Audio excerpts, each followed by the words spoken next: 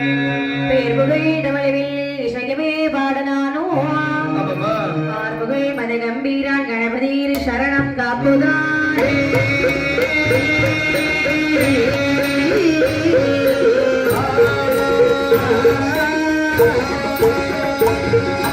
நாடு மிக நல்ல நாடு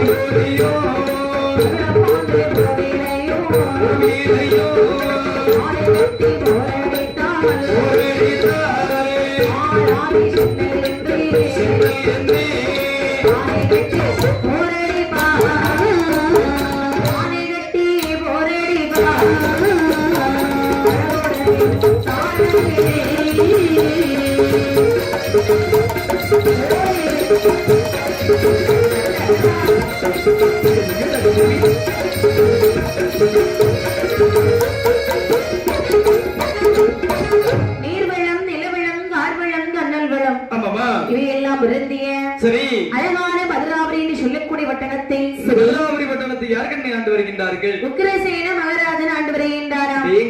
அந்த நாட்டிலே மாதம் ஒன்று மழை பொழிகின்றது, வருடம் 2 பூ விளைகின்றது. மாடுகளை கட்டி போரடித்தால் மாளாது சொன்னல் என்று ஆலைகளையும் குதிரைகளையும் கட்டி புனலடிக்கின்றார்களாம். அழகு மிகுந்த நாடதிலே பட்டணம் என்று பட்டணம் என்று பாருங்கள். என்னமா மதுராபுரி பட்டணமா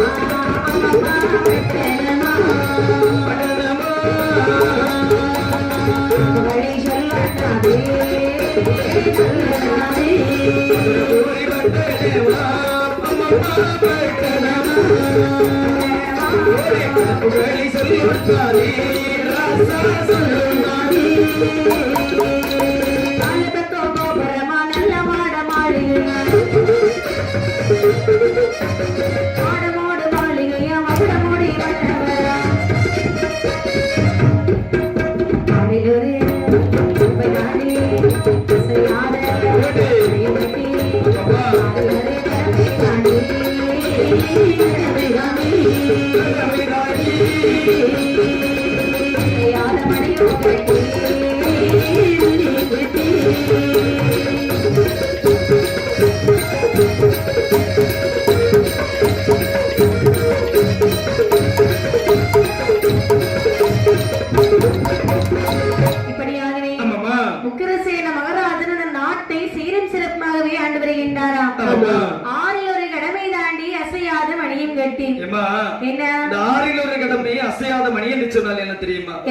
அந்த காலத்து விவசாயிகள் விளை நிலங்களில் பயிர்ப்பதாதிகள் செய்வார்கள்.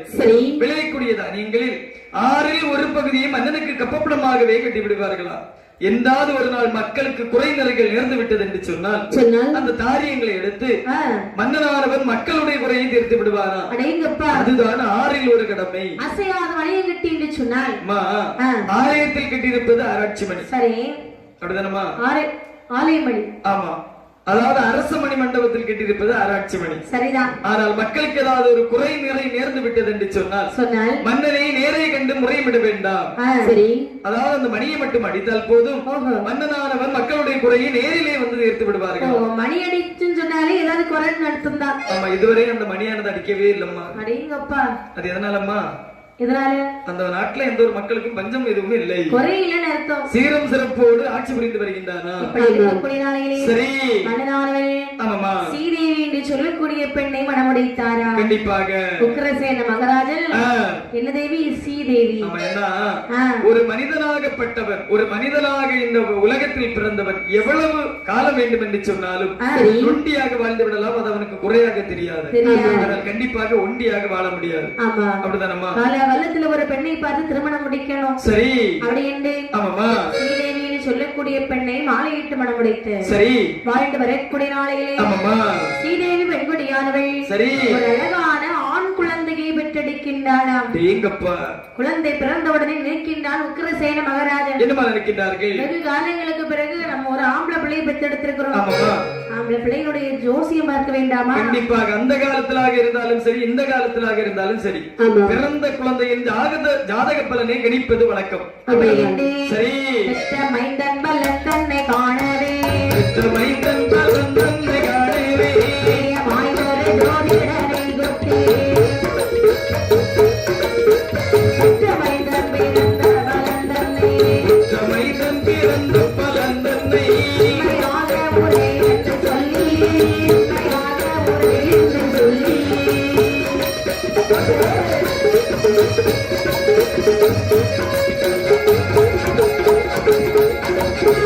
அன்பு ஜோதிட பூமி மெழுகியே, அந்த ஜோதிரி பூமி மெழுகியே, ஆடை மாமுக தன்னை நிறுத்தினார். ஒன்று வைக்கவே கும்பகோணம் வைத்து, அந்த வைக்கவே கும்பகோணம் வைத்து, பரமராக நீரை மறைக்கால் வைத்தார், பரமராக நீரை மறைக்கால் வைத்தார்.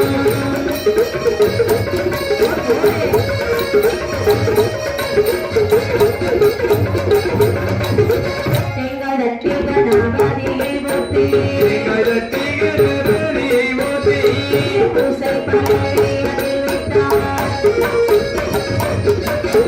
பாங்கராக பரவி பரப்பியே, பாங்கராக பரலை பரப்பியே, பாலராசி நாளும் கிரகமா, சுத்தி வைத்த பரலை எட்டி பார்த்தே, சுத்தி வைத்து பரலை எண்ணி பார்த்தே, வல்லவான சுருத்தாய ஜோதிடனை, வல்லவான சுருத்தாய ஜோதிடனை.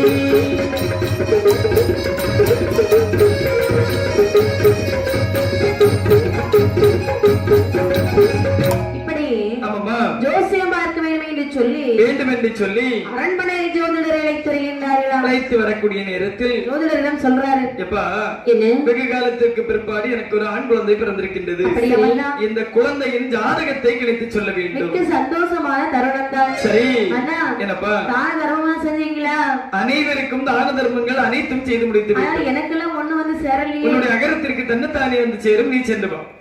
இப்ப நான் போகணுமா சொல்லணுமா? கண்டிப்பா ஜோதி, அதாவது என்னுடைய குழந்தையின் ஜாதக பலனை கணித்து உரைத்து விட்டு சென்று வா என்று உரைத்து. அப்படியா? ஆமாமா. அண்ணா, குழந்தையை பார்க்கும்போது ரொம்ப அழகாத்தான் இருக்குது. நல்லது.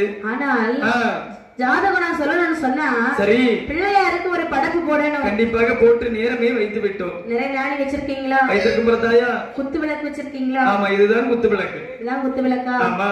சரி, தட்சணை வச்சிருக்கீங்களா? அதோ இருக்கிறது பார்த்தாயா? ஆமா. பச்சை கலரும் வான கலரும் சேராமல் ஒரு நோட்டு, அதுதான் தட்சணை. ஆமா, என்ன நோட்டு? பச்சை கலரும் வான கலரும் சேராத நோட்டு. என்ன நோட்டுன்னு? அதுதான் நோட்டு, தட்சணை நோட்டு. ஆமா. சரி, இருக்கட்டும். 300 ரூபாயா? இல்ல, பச்சை கலரும் வான கலரும் சேர்ந்தா 300 ரூபாய் தான் இருக்கணும். நம்ம கண்டிப்பாக அப்படியாக தான் இருக்க வேண்டும். சரி, இருக்கட்டும். சரி. அதாவது குழந்தைய ராசி பலனை பார்க்கும்போது சரி மன்னா கொஞ்சம் கவலைக்கிடமா தான் இருக்குது. என்னப்பா சொல்லுகின்றாய்? நான் சும்மா சும்மா சொல்ல மாட்டேன், கேட்க கூடாது. சரி, ஒரு தடவை தான் சொல்லுவேன், அதை நீங்க சரியா கேட்டுக்கொள்ள வேண்டும். குற்றதாக கேட்டுக்கொள்ள வேண்டும். ஏன்னா பொய் சொல்ல முடியாது.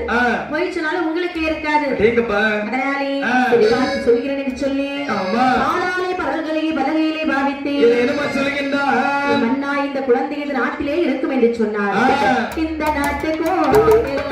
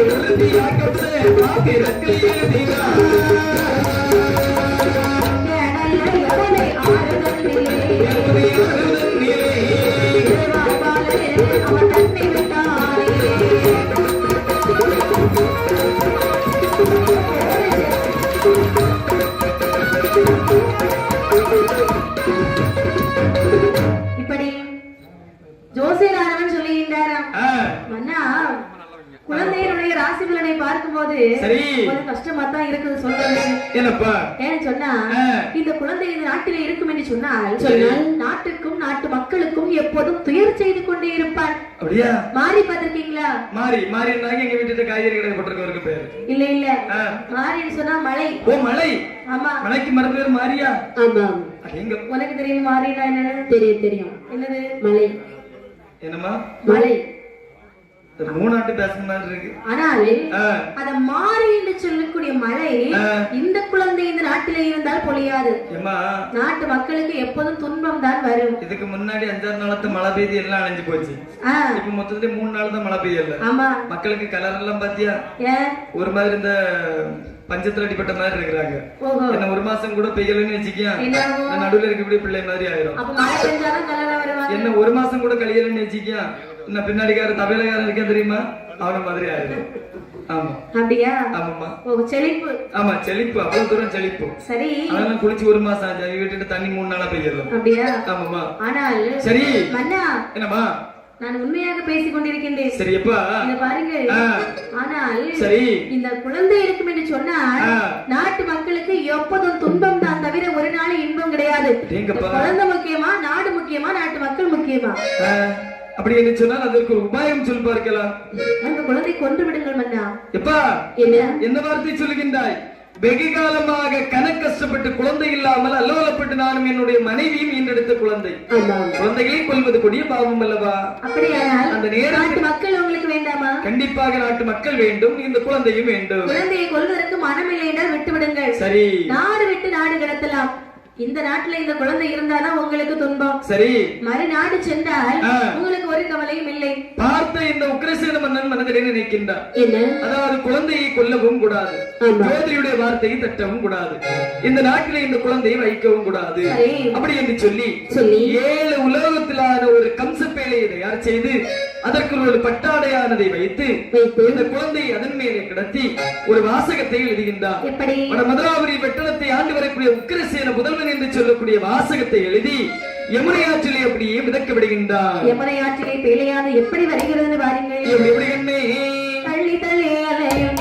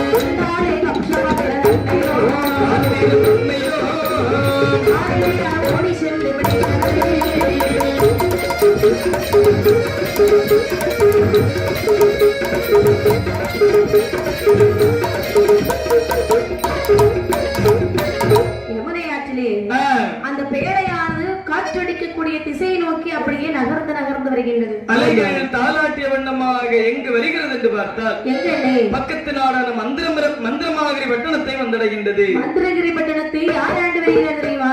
ஆணையரசன் அவர்களுடைய மனைவி திருத்தேவி. ஆணையரசன் திருத்தேவி. இவர்களுக்கும் வெகு காலமாக குழந்தை செல்வமானது இல்லாமல் பிரம்ம முகூர்த்தத்தில் நீராடி ஆண்டவனை தரிசித்து வருவது வழக்கம். குழந்தை இல்லாதவங்க பிரம்ம முகூர்த்தத்துல நீராடணுமா? கண்டிப்பாக நீராடி பகவானை இறைவனை வழிபட வேண்டுமா? ஆமா ஏமா இந்த பிரம்ம முகூர்த்தம் என்று சொன்னால் என்ன தெரியுமாமா? அதாவது ஒரு இரவுக்கு 4 சாமம் என்று சொல்வார்கள். சரி. 6 மணியில் இருந்து 9 மணி வரை முதல் சாமம். சரி. 9 மணியில் இருந்து 12 மணி வரை இரண்டாவது சாமம். சரி. 12 மணியில் இருந்து 3 மணி வரை மூணாவது சாமம். 3 மணியில் இருந்து 6 மணி வரை நான்காவது சாமம். இந்த 4வது சாமத்தை தான் பிரம்ம முகூர்த்தம் என்று சொல்லுகின்றார்கள். அப்படியா? ஆமாமா. 3 மணிக்கு எழும்பி குளத்துல போய் குளிக்கணும்னு சொல்றீங்க. கண்டிப்பாக அதான் பிரம்ம முகூர்த்தம். அதுலதான் பெண்கள் நீராட வேண்டும். சரிதான். நீங்க எல்லாம் முறை தவறி நீராடி வருகின்றீர்கள். ஆமா ஏன் தெரியுமாமா?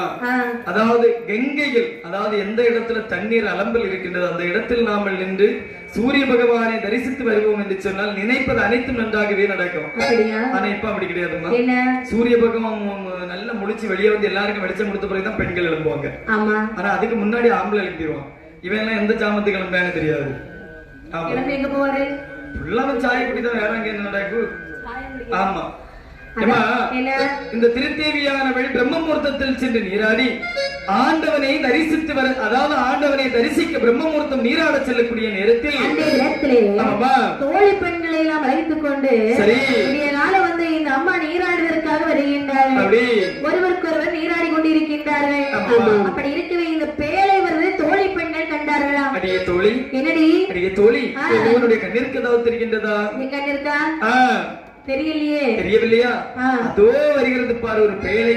பேழையா? ஆமா. நம்ம வந்திருப்பது எத்தனை மணிக்கு? 3 மணிக்கா? 4:45 மணி ஆகிவிட்டது. இன்று வரை சகலம் தாமசித்து விட்டது. அப்படியா? ஆமா. இரவு ஏதாவது பூதம் ஏதாவது வரும்டி? எடி கிடையாது. அந்த பேழையை பார்க்கக்கூடிய நேரத்தில் அந்த பேழை எவ்வளவு அழகாக இருக்கின்றது.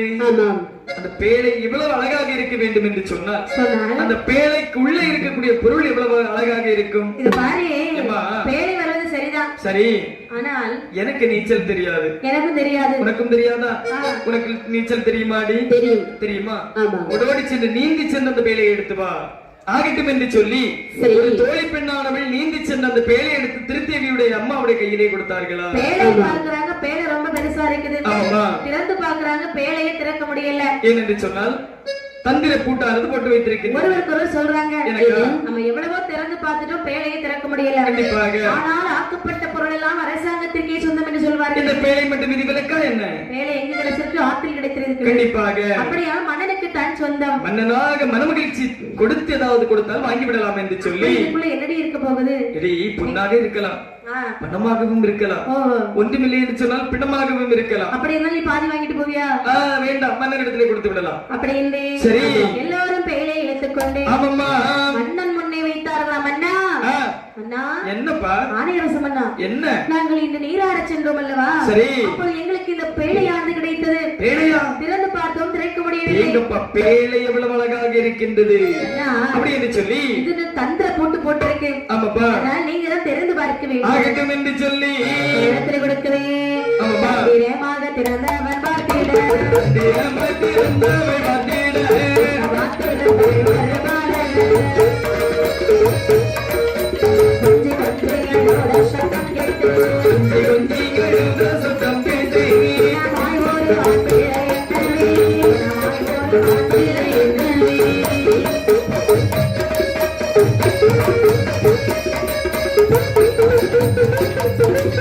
பஞ்சமில்லாத ஆணையரசனோ,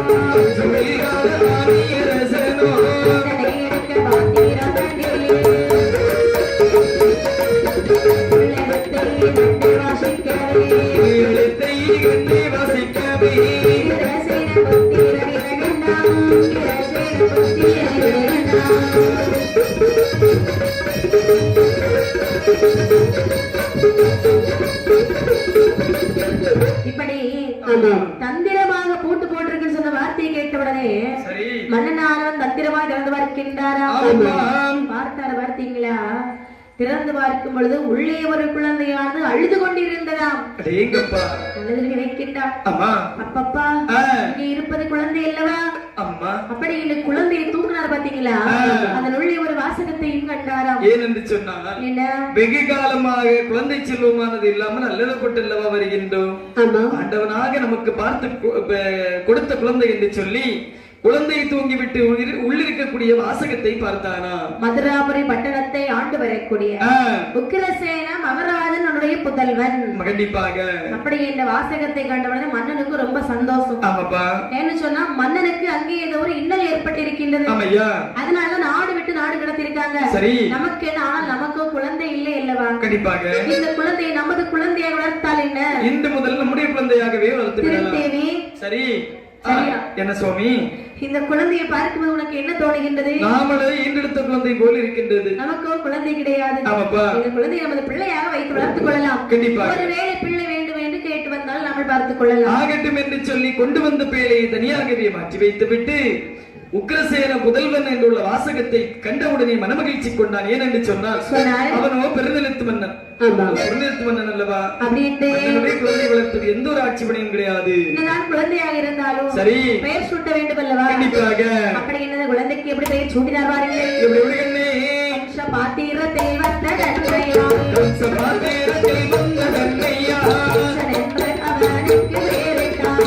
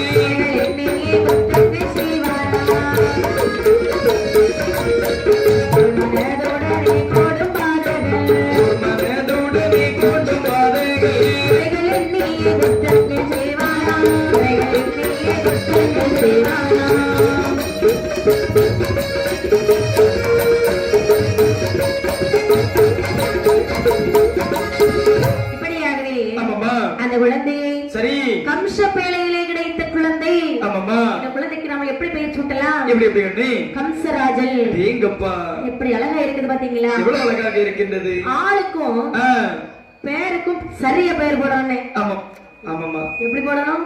ஆளுக்கும் பேருக்கும் சரியா பெயர் போடணும். ஆமா ஆமா. ஒரு ஆளை பார்த்தாலே இந்த பெயர் தான் இவங்களுக்கு வைக்கணும் நமக்கு தோணும். ஆமா. என்ன பெயர், அழகு, இன்பம், பிடி, முப்பு, சாக்காடு இவை யாவும் கருவிலே அமைத்தபடி. சரி, என்னதான் சுத்தி வளைச்சு பேர் போட்டாலும் அந்த பேரனே உனக்கு அங்க மேல எழுதியிருப்பாரு. அப்படியா? ஆமாம்மா. சரிதான். நீங்க எல்லாரும் நினைச்சிருப்பீங்க நம்ம தான் பேர் வைக்கிறோம், எவ்வளவு அழகா பேர் வச்சிருக்கோம். ஒரு சில பேருக்கு 2 பெயர் வாய்க்குதே. ஆமா, அது எதுக்கு தெரியுமாம்மா? எதுக்கு? அது வந்து பிக் நேம். அதுவும் கடவுள் எழுதி ஒட்டிட்டாரோ? கண்டிப்பாக. ஆமா, ஒரு எழுத்து. ஆமா, ஒரு ஆளுக்கு ஒரு பேர் என்ன எப்படியா? சரி, அது ஒரு எழுத்து தானே ஐயா? அதுதான் ஒரு பேரா சொல்றாங்க. அப்படியா? ஆமா. ஆகட்டும் என்று சொல்லி இந்த குழந்தைக்கு கம்சராஜன் என்று சொல்லி திருநாம பெயரிட்டு நாளொரு மேனியும் பொழுதர் வண்ணமாக வளர்த்து வருகின்றார்கள். வளர்ந்து வரக்கூடிய நாளைகளில் வளருமிரே சந்திரனை போல வளர்ந்து வருகின்றார். வளர வளர அவனுடைய வயதும் வளர்ந்தே வருகின்றனர். ஒரு வயது 2 ஆகி உயர் 3 4 ஆகி 4ஆன வயதிலே நடைபிடித்து விளையாடி காலத்துல பிள்ளைகள் 4 வயசுல நடையை பிடிச்சு எழும்ப ஆரம்பிச்சிருக்காங்க. அந்த காலத்துல அப்படி கிடையாதுமா. இப்படி 6 மாசம் கழிஞ்சிட்டு வச்சுக்க ஒரு வண்டி இருக்குது இப்போ. அந்த வண்டி, ஆமா 6 மாசத்துல வண்டியா? ஒரு சின்ன வண்டி இருக்குதுமா. அந்த வண்டியில அப்படியே அந்த குழந்தை தூக்கி போடுவா. போட்டுக்கிட்டு அப்படியே கீ கொடுத்துறேன்னு வச்சுக்க, அந்த பிள்ளை வீடு மேல மாடி பட்டணம் அட்டணம் எல்லாம் சுத்திட்டு அப்படியே சாப்பாட்டு கணக்கு பண்ணி வீட்டுக்கு வந்துடும். வீட்டை சுத்தம் சரி, மேல மாடியில எப்படின்னே போக முடியும்? ஏமா இப்ப அப்படியெல்லாம் செட் பண்ணி வச்சிருக்காங்க. ஆமாம்மா. அப்படின்னு சொல்லி 5ஆன வயதிலே 6 கட்ட படைத்தானா. 6ஆன வயதிலே நினைக்கின்றான் மன்னனானவன். நம்ம குழந்தையை குருகுலத்திலே அனுப்ப வேண்டும். குருகுலத்திற்கு, அதாவது கல்வி கற்றவர் என்று சொல்லுகின்றார். அப்படி என்று சொல்லி குழந்தையை ஒரு குருகுலத்தில் கொண்டு சேர்க்கின்றார்கள். குருகுலத்திலே சேர்க்கும் பொழுது இந்த கம்சனுடைய பிறவி குணம் என்ன தெரியுமா? தானும் படிக்க படிக்க மாட்டான், படிக்கிறவங்களையும் படிக்க விட மாட்டான். அதற்காக தான் பெரியவர்கள் ஒரு வாக்கியம் சொல்வார்கள், தான் வாழ பிறரை கெடுக்காதே. உடனே நீ வாழணும், இல்லைன்னா மற்றவர்களை வாழையாவது விடணும். அப்படிதானம்மா? கண்டிப்பாக. அதாவது இவனுக்கோ அந்த 6 வயது பருவத்திலே சப்த யானை பலம் என்று சொல்கின்றார்கள். செத்த யானை இல்லம்மா, செத்த யானைக்கு பலமே கிடையாது. சப்தம் என்றால் 7 யானை பலம் என்று சொல்லுகின்றார்கள். வீட்டுல ஒரு பச்சை குழந்தை ஒரு அம்மா தனியா சமாளிக்க முடியுமா? முடியாது இல்லம்மா. 7 யானை பலம் சொல்லிட்டு அவன் யாரையாவது விட்டு வைப்பானா? அனைத்து பாலர் ஒரு அம்மா ஒரு குழந்தைய சமாளிக்க முடியாதா? கண்டிப்பா முடியாது. 3 குழந்தைகளை நாங்களும் வீட்டுல போட்டு சமாளிக்கிறோம், ஒரு குழந்தைய கேக்குறீங்க நீங்க? 3 குழந்தையா? ஆமா. தம்பி பிள்ளைங்க, அக்கா பிள்ளைங்க, எங்க பிள்ளைங்க எல்லாத்தையும் சேர்த்து போட்டு பாக்குறோம் நாங்க. அப்படியா? ஆமா. தம்பி பிள்ளைங்க, அக்கா பிள்ளைங்க, உங்க பிள்ளைங்க 3ஐயும் சேர்த்து போட்டு பாக்குறதுக்கு வேலை. நீங்க பாட்டுக்கு இல்லையமா வந்திருக்கீங்க? ஆமா. இது அந்த அண்ணன் சொன்ன மாதிரி கம்பி கட்டுற கதையெல்லாம் சொல்றாங்க. ஏமா எங்க பாட்டி எல்லாம் 13 பிள்ளைய பாத்துருக்கா. 3க்கே எப்படி இருக்கீங்க? ஆமா, அந்த காலத்துல 13 பிள்ளைய பத்தி 13 பிள்ளைய வளர்த்திருக்காங்க. அப்படியா? ஆமா, டஜன் கணக்கு. அப்படி 13 பிள்ளைங்களா? எங்கப்பா அதுல ஒரு பிள்ளையோட மகனா நீ? பேர பிள்ளையா நீ? எப்பா எம்புட்டு அழகா இருக்கியா, உனக்கு பெருமைதான். ஆனா அவங்க 100 வயசு வரைக்கும் இருந்திருப்பாங்களே. பாடி என்ன இருக்கு? அப்படி என்ன இருக்குதா? எங்கப்பா சரி. எப்படி என்று சொல்லி இந்த குழந்தையை குருகுலத்தில் வந்து சேர்க்கக்கூடிய நேரத்தில் இந்த பாலகன் அனைத்து குழந்தைகளையும் மரத்திலே ஏற சொல்வாங்க. சரிதான். அப்படி கீழே இருந்து அப்படி ஆட்டி விடுறோம், எல்லாம் புத்து புத்துன்னு கிளம்பும். ஆமா. பார்த்த இந்த வாத்தியார் மனதிலே நினைக்கின்றார், இந்த பாலகன் இருந்தான் என்று சொன்னால் சரி அனைத்து பாலர்களும் கெட்டு விடுவார்கள். கண்டிப்பாக. ஒரு நாள் தினத்துல கூப்பிடுறாரு, என்னப்பா? ஏ கம்சா, இங்க வா. என்ன சுவாமி? ஒரு பிள்ளையாவது நீ படிக்க விடுறியாடா? கண்டிப்பாக விட மாட்டேன். என் பிள்ளைங்க எல்லாம் வெயில்ல இருந்து படிக்கிற படிப்பை பாத்தியா? ஏன் என்று சொன்னால் இந்த பிள்ளைகள் அனைவரையும் எனக்கு பிடிக்கவில்லை. ஆர்வம், பாட்டு பார்க்கணும், வெயில்லையாவது உட்கார்ந்து பார்க்கணும் ஆர்வம். அது மட்டும் இல்ல, நான் அடிப்பேன். அடிப்பியா? ஆமா. வெயில இருக்கவில்லை. இவனை பார்த்தாலே எனக்கு அடிக்க தோணும். அவனை பார்க்க எனக்கு பிடிக்கல. மண்ணாவோட கருமை இருக்கேன் தெரியுமா? இவன் கலர் குறவு. ஆமா, கண்டிப்பா இவனே எனக்கு பிடிக்கல. ஆமா, அதனால இவனை பார்த்தாலே நான் அடிப்பேன். உன்னை பார்த்தா எனக்கு பிடிக்கல. ஆமா. அப்ப ஒரு வாத்தியாராகி நான் என்ன செய்யணும்? கண்டிப்பாக உங்களையும் நான் தலைகளை இப்படி தடித்து விடுவேன். ஏதாவது ஒரு வார்த்தை சொன்னா உடனே வெளியே துரத்தணும். இல்ல பாரு, இடத்துல நான் ஒரு கேள்வி கேட்கிறேன். என்ன? ஒரு நல்ல பதில சொல்லிட்டேன்னு வையே, ஒரு குலத்துல இருக்கலாம். கண்டிப்பாக. இல்லன்னு சொன்னா நீ வெளியே போயிரு. தாயிடத்தில் நான் விடைபெற்று கொண்டு வந்திருக்கிறேன். ஏன் என்று சொன்னால் வாத்தியார் 1 சொன்னால் நான் 3 சொல்வேன் என்று சொல்லியா? விலை உயர்ந்த கிழமை என்று சொல்லடா பார்க்கலாம். விலை உயர்ந்த கிழமை என்று சொன்னால் திங்கட்கிழமையாக இருக்கு. அறிவு கெட்ட வெளியே போடா. உன்னைதான். ஓ, நான் வீட்டுக்குள்ள தான். ஆற்றிலே வந்து அடாத பையில உனக்கு என்னடா தெரியும்? ஆற்றிலே போடான்னு சொன்னா பாத்தீங்களா? ஆற்றிலே மிதந்து வந்த அனாதை என்று உள்ள வார்த்தையை கேட்ட கம்சராஜன் மனதிலே நினைக்கின்றார். என்ன என்று சொன்னால் ஆரியரசன் திருத்தேவி நம்முடைய தாய் தந்தையின் என்றல்லவா நினைத்திருந்தோம். ஆற்றிலே மிதந்து வந்த அனாதை என்று உரைத்து விட்டார் அல்லவா? சரி, ஒரு கணம் போலும் எந்த இடத்தில் நாமல் இருக்கக்கூடாது. ஆற்றிலே வந்தவன் என சொல்லி தாயின் தகப்பன் கூட நம்ம இடத்தில் ஒரு வார்த்தை சொன்னது கிடையாதே. கண்டிப்பாக. ஆனால் இந்த வார்த்தையார் அன்றைக்கு சொல்லி இருக்கின்றார், வாசலை மிதியாது என்று சொல்வார்கள், பெரியவர்கள் சொல்வார்கள் அல்லவா? அதனாலே இந்த இடத்தில் ஒரு கணம் போலும் இருக்கக்கூடாது என்று சொல்லி எங்கம்மா மறுபடியே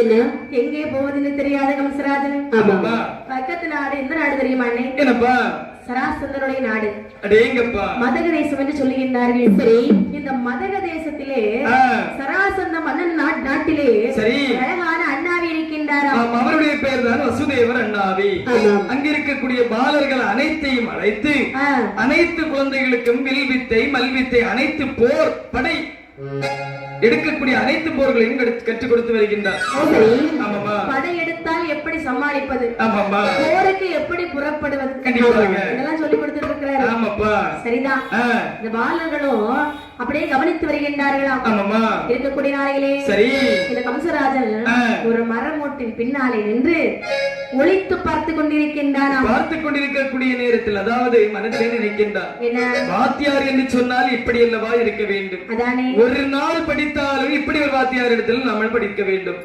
நமக்கும் ஒரு வாத்தியார் இருந்தார் அல்லவா என்றுள்ள வார்த்தை மறுவார்த்தை இதுவரையும் சொல்லி தந்தது கிடையாது நமக்கு அப்படியா அப்படி என்று சொன்னால் இவரிடத்தில் படிக்க வேண்டும் என்று சொல்லி மறைந்திருந்து பார்த்துக் கொண்டு வருகின்றார் மறைந்திருந்து பார்த்துக் கொண்டிருப்பதை சரி அறிந்தார் வசுதேவர் மனதிலே நினைக்கின்றார் இந்த பாலகன் நம்மையே பார்த்துக் கொண்டிருக்கின்றார் கண்டிப்பாக இவன் ஏன் பார்க்கின்றான் எதற்காக பார்க்கிறான் தெரியவில்லையே ஒருவேளை வீட்டுக்கு நகையை பார்க்கிறானோ ஆமாப்பா இன்னைக்கு இதுல புதுசா வர வாங்கி போட்டோம் ஆமையா இருக்கலாம் கண்டிப்பாக கூப்பிட்டு கேட்கலாம் இருந்தாலும் அருகில் அழைத்து கேட்கலாமே என்று சொல்லி பாலகா என்ன சோமி பாலகா சோமி இங்க வா அப்துல் சோமி ஆமா நானும் எங்க பிள்ளைகளும் கற்றுக் கொடுத்துக் கொண்டிருக்கின்றேன் சரி நீ உற்று பார்க்கின்றாய் எதற்காக பார்க்க வேண்டும் தெரிந்து கொள்ளலாமா என்ன தங்களை கற்றுக் கொடுக்கக்கூடிய வித்தைகள் அனைத்தையும் கற்க வேண்டும் என்று சொல்லி எனக்கு ஆசை இருக்கின்றது ஆனால் ஒன்று குருதட்சணை என்று உண்டுமல்லவா ஆனால் தங்களுக்கு சொல்லித்தரேன் சொல்லவே இல்லையே எதுக்கு பாக்குறேன்னு தான் கேட்டேன் அதாவது இதை கற்க வேண்டும் என்று சொல்லி எனக்கு ஆசை இருக்கிறது நான் குரு நீ சீடர் நான் என்ன கேக்குறேனோ அதுக்கு மட்டும் தான் நீ பதில் சொல்லணும் சரி சுவாமி முந்தி போக கூடாது ஆகட்டும் சுவாமி சரி எதற்காக பார்த்து கொண்டிருக்கின்றாய் அதாவது நீங்கள் கற்றுக் கொடுக்கக்கூடிய அனைத்தையும் கற்க வேண்டும் என்று அவளாக இருக்கின்றது ஓஹோ கற்றுக்கொள்ள வேண்டும் என்று ஆசையாக இருக்கின்றதா ஆமா சுவாமி பாலகா கூடை பார்த்தாலே நல்லா படிக்க பிள்ளை போலதான் தெரியுது என்னை பார்க்கக்கூடிய நேரம் தானே ஆமா 2 நேரம் முடித்திருக்கின்றேன் டிகிரி அப்புறம் எதுக்கு இங்க வந்திருக்க நீ எப்பா டிகிரி முடிச்சவங்க இங்க என்ன வேலை எப்பா டிகிரி முடித்தவர்களுக்கு இங்குதான் வேலை என்று சொன்னால் தங்களும் வீட்டில் அல்லவா இருக்க வேண்டும் இதோ இருக்கின்றாள் அல்லவா இவளும் வீட்டில் தான் இருக்க வேண்டும் அதோ இருக்கின்றான் அல்லவா அவன் 2-3 முறை வீட்டில் இருக்க வேண்டும் ஆமா இத பாரு படிக்காத பிள்ளைங்களுக்கு சொல்லி கொடுக்கிறேன் படிக்காத பிள்ளைகளுக்கு சுவாமி அதாவது தங்கள் கற்று தருவீர்கள் என்ற நம்பிக்கையோடு நான் பார்த்துக் கொண்டிருக்கின்றேன் சரி கற்றுத்தர வேண்டும் என்று சொன்னால் யாராக இருந்தாலும் குருதட்சணை வைப்பது வழக்கம் சுவாமி நான் மறைந்திருந்து பார்ப்பதற்கு காரணம் என்னவென்று சொன்னால்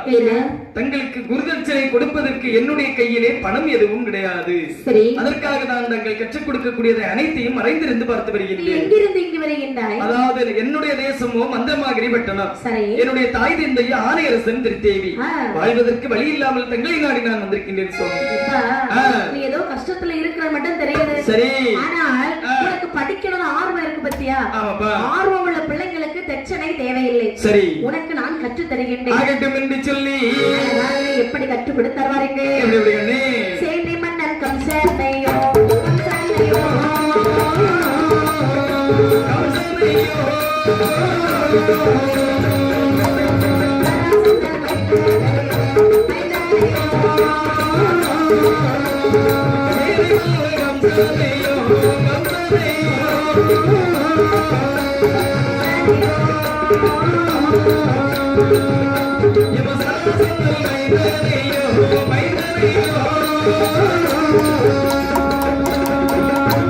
வசுதேவர் அருமையுடன் அருகலைக்கு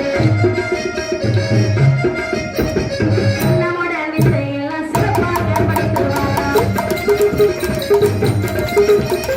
அடுத்து வர்றோம் நாளையே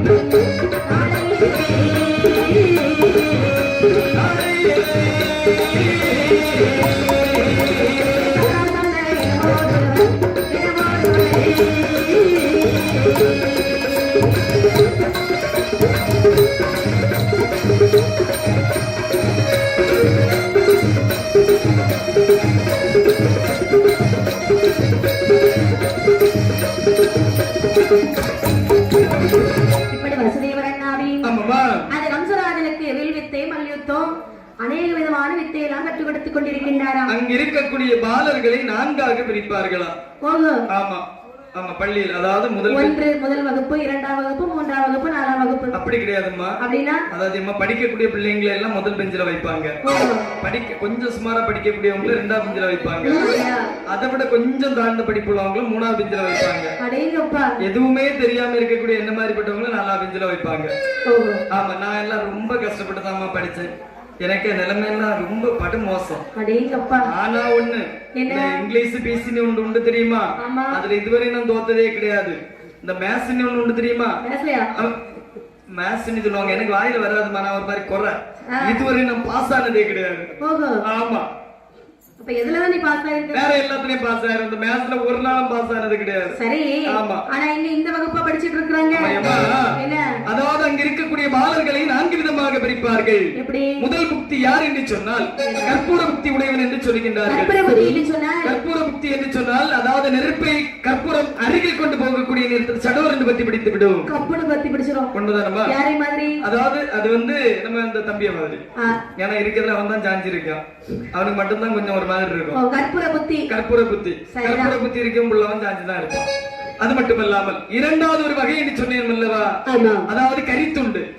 ஆமா, நெருப்பை கரியில் வைத்து 10 நிமிடம் அப்படியே ஊதக்கூடிய நேரத்தில் அப்படி கப்புன்னு பிடிச்சுக்கணும். ஆமா, ஒன்று ஆமா பிடிச்சிட்டு வச்சுக்கோங்க. யார மாதிரிமா? என்னை மாதிரினே. ஆமா, கொஞ்சம் கஷ்டப்பட்டு படிப்பேன். ஆனா படிச்சுட்டு மறக்கவே மாட்டேன். பின்னாடி இருக்கும் பியா பிடிச்சிருக்குன்னு சொன்னா அப்படி இல்ல, அவனுக்கு என்ன தெரியும்? அப்படியா? அப்படி என்று சொல்லி அது 2வது புத்தி என்று சொல்லுகின்றார்கள். 3வது ஒரு வகை இருக்கிறது பார்த்தாயா? அதான் அந்த பச்சை வாழை மட்டை இருக்குது தெரியுமா? அந்த பச்சை வாழை மட்டை. அதாவது வாழை மட்டையில நீ பெட்ரோலை ஊத்திட்டு அப்படியே நெருப்புல அப்படியே காட்டிடான்னு வச்சுக்கேன் பிடிச்சுக்கணும். அதுக்கப்புறம் கொஞ்சம் நீங்க அதுக்கு எவெக்ட் முடிஞ்சோம்னா அப்படியே ஆஃப் ஆயிடும். அதே மாதிரி முத சொல்லி கொடுக்கக்கூடிய நேரத்துல எல்லாம் தெரிய மாதிரி ஆக்சன் போட்டுக்கிடுவான். கொஞ்சம் கழிச்சு கேட்டா எதுவுமே தெரியாது. நான் அதுதான் இந்த 3வது வகை என்று சொல்லுகிறேன். குறிப்பிடுறீங்களா? இல்லம்மா, கண்டிப்பாக கிடையாது. ஆனா 4வது ஒரு வகை இருக்கிறது தெரியுமா? 4வது ஒரு வகை அதுதான் இந்த களிமண்ணுன்னு சொல்லுவாங்க. பிடிச்சு வச்சேன்னு எடுத்துக்கியா அந்த இடத்துலதான் இருக்கு. அது யார மாதிரின்னு சொல்லலாம்? நீயே சொல்ல மீசுக்காரன்னு பார்த்தா உனக்கே தெரியும். ஏன்னா அவன் கடைசி வரைக்கும் அவன் நான் என்ன சொல்லுன்னு அதான் அது எள்ளு போல மாற்றம் கிடையாதுன்னு சொல்லுவோம். அதுதான் இந்த 4வது வகை என்று சொல்வார்கள். அப்படி என்று சொல்லி இந்த 4 வகைகள் முதல் வகை என்று சொல்லுகின்றார்கள் கம்சராஜன். ஆமா, பார்த்த அண்ணாவை மனதிலே நினைக்கின்றார். பாலகன் என்று சொன்னால் இப்படி அல்லவா இருக்க வேண்டும் என்று சொல்லி யாருக்கும் கற்றுக் கொடுக்காத அருகோண வித்தையும் இந்த கம்சராஜனுக்கு கற்றுக் கொடுத்து வருகின்றார். கற்றுணர்ந்து வரக்கூடிய நாளையிலே கம்சராஜனும் அனைத்து வித்தையும் கற்றுணர்ந்தானா? சரி. தேர்ச்சி பெற்றானா? அப்படி வாழ்ந்து வரக்கூடிய நாளையிலே மதக தேசத்தில் ஒரு கேடானது வருகின்றது. என்ன கேடு என்று சொன்னால் வட நாட்டில் இருந்து சிங்கவாகனன் என்று சொல்லக்கூடிய ஒரு பெரிய மல்லன். டேய் சராசந்த மன்னா, அதாவது உன்னுடைய நாட்டில் என்னோடு போர் தொடுப்பதற்கு எவராவது வீரன் இருப்பார்கள் என்று சொன்னால் என்னோடு போருக்கு வர சொல். இல்லை என்று சொன்னால் நீயும் உன்னுடைய நாட்டு மக்கள் அனைவரும் இன்று முதல் எனக்கு கப்பப்பணம் கட்ட வேண்டும். அந்த வார்த்தையை காதல கேட்டு நினைக்கின்றான் சராசந்த மன்னனானவன். என்ன நினைக்கின்றார்கள்? சிங்கவாகனை கொல்றதுக்கு நம்மளால முடியும் கண்டிப்பாக. ஆனால் நமக்கு ஒரு அழகான மகள் இருக்கின்றாள். என்னமா அழகான மகள்? யார சொன்ன மகள்? அவர்தானே? ஆமா ஆமா, சுந்தரவல்லி. ஆமாமா, அந்த சுந்தரவல்லிக்கு நல்ல ஒரு மாப்பிள்ளையை தேர்வு செய்வதற்கு இதுவே நல்ல தருணம். கண்டிப்பாக. ஏன்னா நாமளும் ஒரு வீராதி வீரன், நமக்கு வரக்கூடிய மருமகனும் ஒரு வீராதி வீரனாகவே இருக்க வேண்டும். அப்படி என்று மந்திரியை பார்த்து சொல்கின்றார்கள். மந்திரி, உடனே ஒரு பறை சாற்ற வேண்டும். என்ன சொல்ல வேண்டும்? அதாவது வடநாட்டில் இருந்து வந்திருக்கக்கூடிய சிங்கவாகனனை எவன் ஒருவன் வெற்றி வாகை சூடுகின்றானோ, அவனோடு போர் தொடுத்து வெற்றி வாகை சூடுகின்றானோ அவனுக்கு என்னுடைய நாட்டில் சரிபகுதியும் என்னுடைய மகள் சுந்தரவல்லியை மாலை மனம் முடித்துக் கொடுப்பேன் என்று சொல்லி பறையோசை தெரிவித்தார். அவர் உத்தரவு தான் போட்டிருக்காரு. அவன் என்ன பறையோசை தெரிவிக்கவில்லை. அதுக்கு இனிதான் பறையோசை சொல்லுவான். ஆமாப்பா, அப்படின்னு சொல்லி சரி வன்மையுடன் வந்து சிங்கவாகனனை வென்றவர்க்கு நம்முடன் என் மகளை சிறப்பாக மனமுடைந்து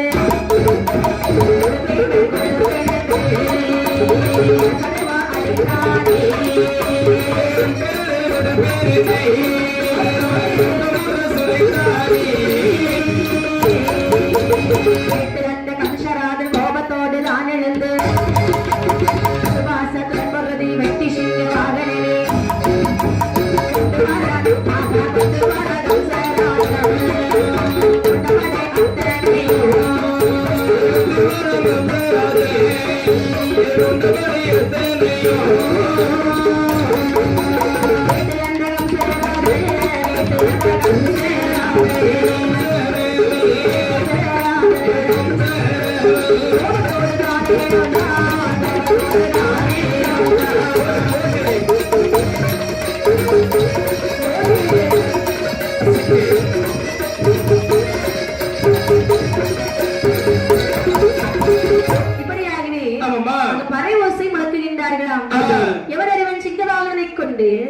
சராசந்த மன்னனை காப்பாற்றுகின்றானோ அவர்களுக்கு சராசந்த மன்னனுடைய மகள் சுந்தரவல்லியை மனமளித்து கொடுப்போம் கொடுப்போம் கொடுப்போம் என பறைசாற்றினார்.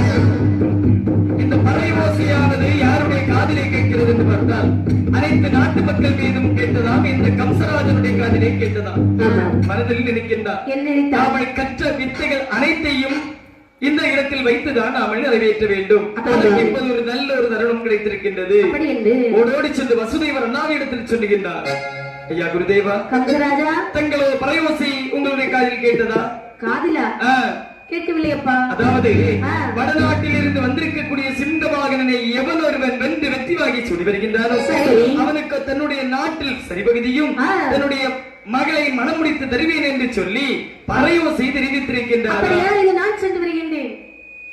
தங்களுக்கோ 7, 8, 9 கலந்து வெளியாகிவிட்டது. இந்த நேரத்தில் தாங்கள் செல்லக்கூடாது. அவனோ மல்லன். ஆமா, மல்லனா இருந்தா வில்லனா இருந்தா என்ன போர் செய்பவனா? சற்று பொறுங்கள், நான் சென்று வருகின்றேன். எனக்கு வாழ்த்தி மட்டும் வரம் கொடுங்கள் சுவாமி. கம்சராஜா, உனக்கு ஆர்வம் இருக்கிறதா? ஆமாப்பா. அப்படியா, நீ சென்று வெற்றி பெற்று வா. நீ வெற்றி பெற்றால் என்ன, நான் வெற்றி பெற்றால் என்ன, கண்டிப்பாக எல்லாம் ஒன்று தான். ஆமாப்பா. சீக்கிரத்தில் போய் வாங்கிட்டு சொல்லி விடை கொடுத்து அனுப்புகின்றாராம். விடை வாங்கினார். ஆமாம்மா. ஆளாயுதம் கையில் எடுத்தாரா. ஓடோடி வருகின்றார். சிங்கவாகனுடைய தலையை ஒரே வெட்டு. மேலையும் பார்க்கல, கீழையும் பார்க்கல. கொஞ்ச நேரம் பார்த்தா நீ சண்டைக்கா வாரான்னு சொன்னா தலைமயிரை மேலோட்டு பிடித்து கீச்சென்றார். அது ஏமா சிங்கவாகனன்னு சொல்லியாச்சுன்னா அவன் ஒரு மல்லன் தான். ஆனா இவன் அப்படி கிடையாது. அதாவது 6 வயது பருவத்திலே சப்த யானை பலம் படைத்தவன், 7 யானை பலம் படைத்தவன். அவன்கிட்ட யாராவது சண்டை போட முடியுமா? 65 வயசுக்கு பிறகு கிட்டே நெருங்க முடியாதுன்னு சொல்றீங்க. நெருங்கவே முடியாது. அவனை பார்த்த உடனே சிங்கவாகனம் எதுவும் பேச முடியல. அப்படியே நிக்கிறான். சரி, ஓடோடி வந்தான், தலையறுத்தான். மன்னன் முன்னே வருகின்றாரா. சிங்க கொடியை கையில எடுத்துட்டு வர்றான். மன்னா, பார்த்தீர்கள் அல்லவா சிங்க கொடி? என்னுடைய கையில் இருக்கிறதை பாருங்கள். அந்த வார்த்தையை கேட்டவனே என்னமா சொல்லுகின்றார்? ஆண்டாரை விரட்டி வென்று விரட்டி வென்று விரட்டி வந்து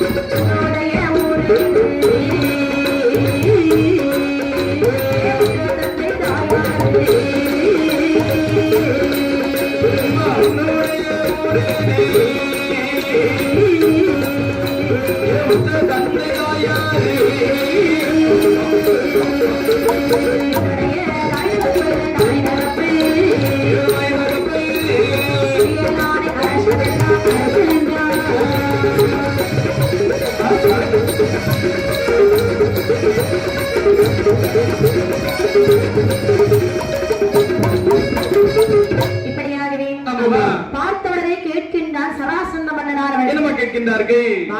என்னப்பா? ஆமா, இப்பதான போருக்கு போறேன் புறப்பட்டாய். ஆமா, அதற்குள்ளாக அவனை கொண்டு விட்டாயா? முடித்து விட்டேன் சுவாமி, சற்றும் எதிர்பார்க்கவில்லை. சரி, இப்ப எதற்காக இங்க வந்தாய்? அதாவது என்ன சொல்லுகின்றீர்கள்? எதற்காக வந்தாய் என்று சொன்னீர்களா? யார் வந்தாலும் அப்படிதான் கேட்பாங்க. தங்கள் எப்படி பறையோசை தெரிவித்தீர்கள்? என் மகளை திருமணம் முடித்து கொடுப்பேன் என்று. கொடுப்பேன் என்றுதானே?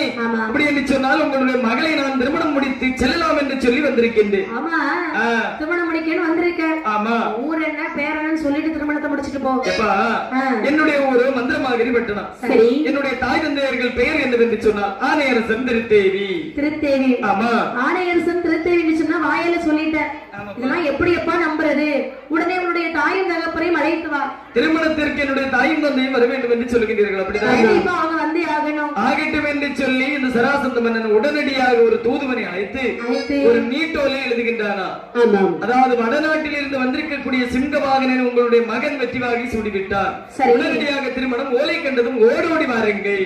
ஆணையரச மன்னனாலும் நினைக்கின்றான். என்ன கம்சராஜனும் நம்மளுடைய குழந்தை கிடையாது. இப்ப நம்ம இப்படிவே சொன்னாலே யாரும் நம்ப மாட்டாங்க. உண்மைதான். கம்சராஜன் சிறு வயதிலே வந்தாலே ஒரு பேழை, அந்த பேழையை கையோடு எடுத்து வருகின்றான். இந்த பேழை இந்த நேரத்தில் நாம காண்பிக்கவில்லை என்று சொன்னால் பிறப்பறியாத பிள்ளையாகி விடுவான் அல்லவா. அப்படி என்று சொல்லி அந்த பேழையும் எடுத்துக்கொண்டு நேர சராசந்தனுடைய முன்பிலை கொண்டு வைக்கின்றார்களா. பார்த்த சராசந்த மன்னதான் நினைக்கின்றார், என்னடா இது திருமணம் என்று சொன்ன உடனே இருவேரும் பேழையோடு வருகின்றார்களே. கண்டிப்பாக அப்படி என்று பேழையை திறந்து வாசித்து பார்க்கின்றார். இதோ இருக்கிறான் அல்லவா கம்சராஜன், இது என்னுடைய மகன் கிடையாது, அதற்கென்று சொல்லி அவனை அனாதை என்றும் நினைத்து விடாதீர்கள். இதோ இருக்கிறது பார்த்தீர்களா பேழை, இந்த பேழையை திறந்து பார்த்தால் உங்களுக்கே தெரியும். அப்படி என்று சரி பேழையை திறந்து பார்க்கும் பொழுது மதுராபுரி பட்டணத்தை ஆண்டு வரக்கூடிய உக்கிரசேன மகாராஜனுடைய புதல்வன் என்ற விலாசத்தை பார்த்தான். மனதில் நினைக்கின்றான், நாமோ சிற்றரசர்கள், பேரரசர்கள், அவருடைய மகனுக்கு நம்மளுடைய மகளை திருமணம் முடித்து கொடுக்க வேண்டும் என்று சொன்னார். கிடையாது அப்படி என்று சொல்லி அப்படி என்று நான் சம்மதித்து விட்டேன். சம்மதித்து விட்டீர்கள். என்னுடைய மகளே உனக்கு மனமுடித்து தருவதாக நான் சம்மதித்து விட்டேன். ஆகட்டும் அப்பா. மகள் சுந்தரவல்லியை பார்க்க வேண்டுமா? ஒரு முறை பார்க்க வேண்டும் அல்லவா. பார்க்கவில்லை என்று சொன்னால் மனம் பொறுக்காது அல்லவா. பாரு பையன் இருக்கிற பத்தியா, இந்த அழகான பொண்ணு தான் சுந்தரவல்லி. சுந்தரவல்லி என்று சொல்லி ஒரு கருவல்லியை காட்டுகிறீர்கள் என்னுடைய கண்ணின் முன்பு. அவ திருமண மேக்கப் போடாம இருக்கிறா. மேக்கப் போட்டு விட்டாலும் பார்ப்பதற்கு ரொம்ப அழகாக தான். உனக்கு இந்த பொண்ணு போதும். அப்படியா? பாக்குறதுக்கு தங்க மாதிரி இல்லாம இருந்தாலும் ஆனா குணத்துல ரொம்ப சொக்க தங்கையா. எங்கய்யா? எங்க? பக்கத்து வீட்லயே தான் இருக்க, நம்ம வீட்டுக்கு வர மாட்டா. ஏன் தெரியுமா? ஏன் தெரியுமா? அவ 2-3 டிகிரி படிச்சிருக்கா, நம்ம கொஞ்சம் படிப்பு போறோம். அப்படியா? ஆமா. அப்படி என்று சொல்லி சரி இருவேருக்கும் கல்யாணம் முடித்து வைக்கின்றார்கள். இப்படி வருகிறேன் கல்யாணம் என்ன அந்த அன்போடித்து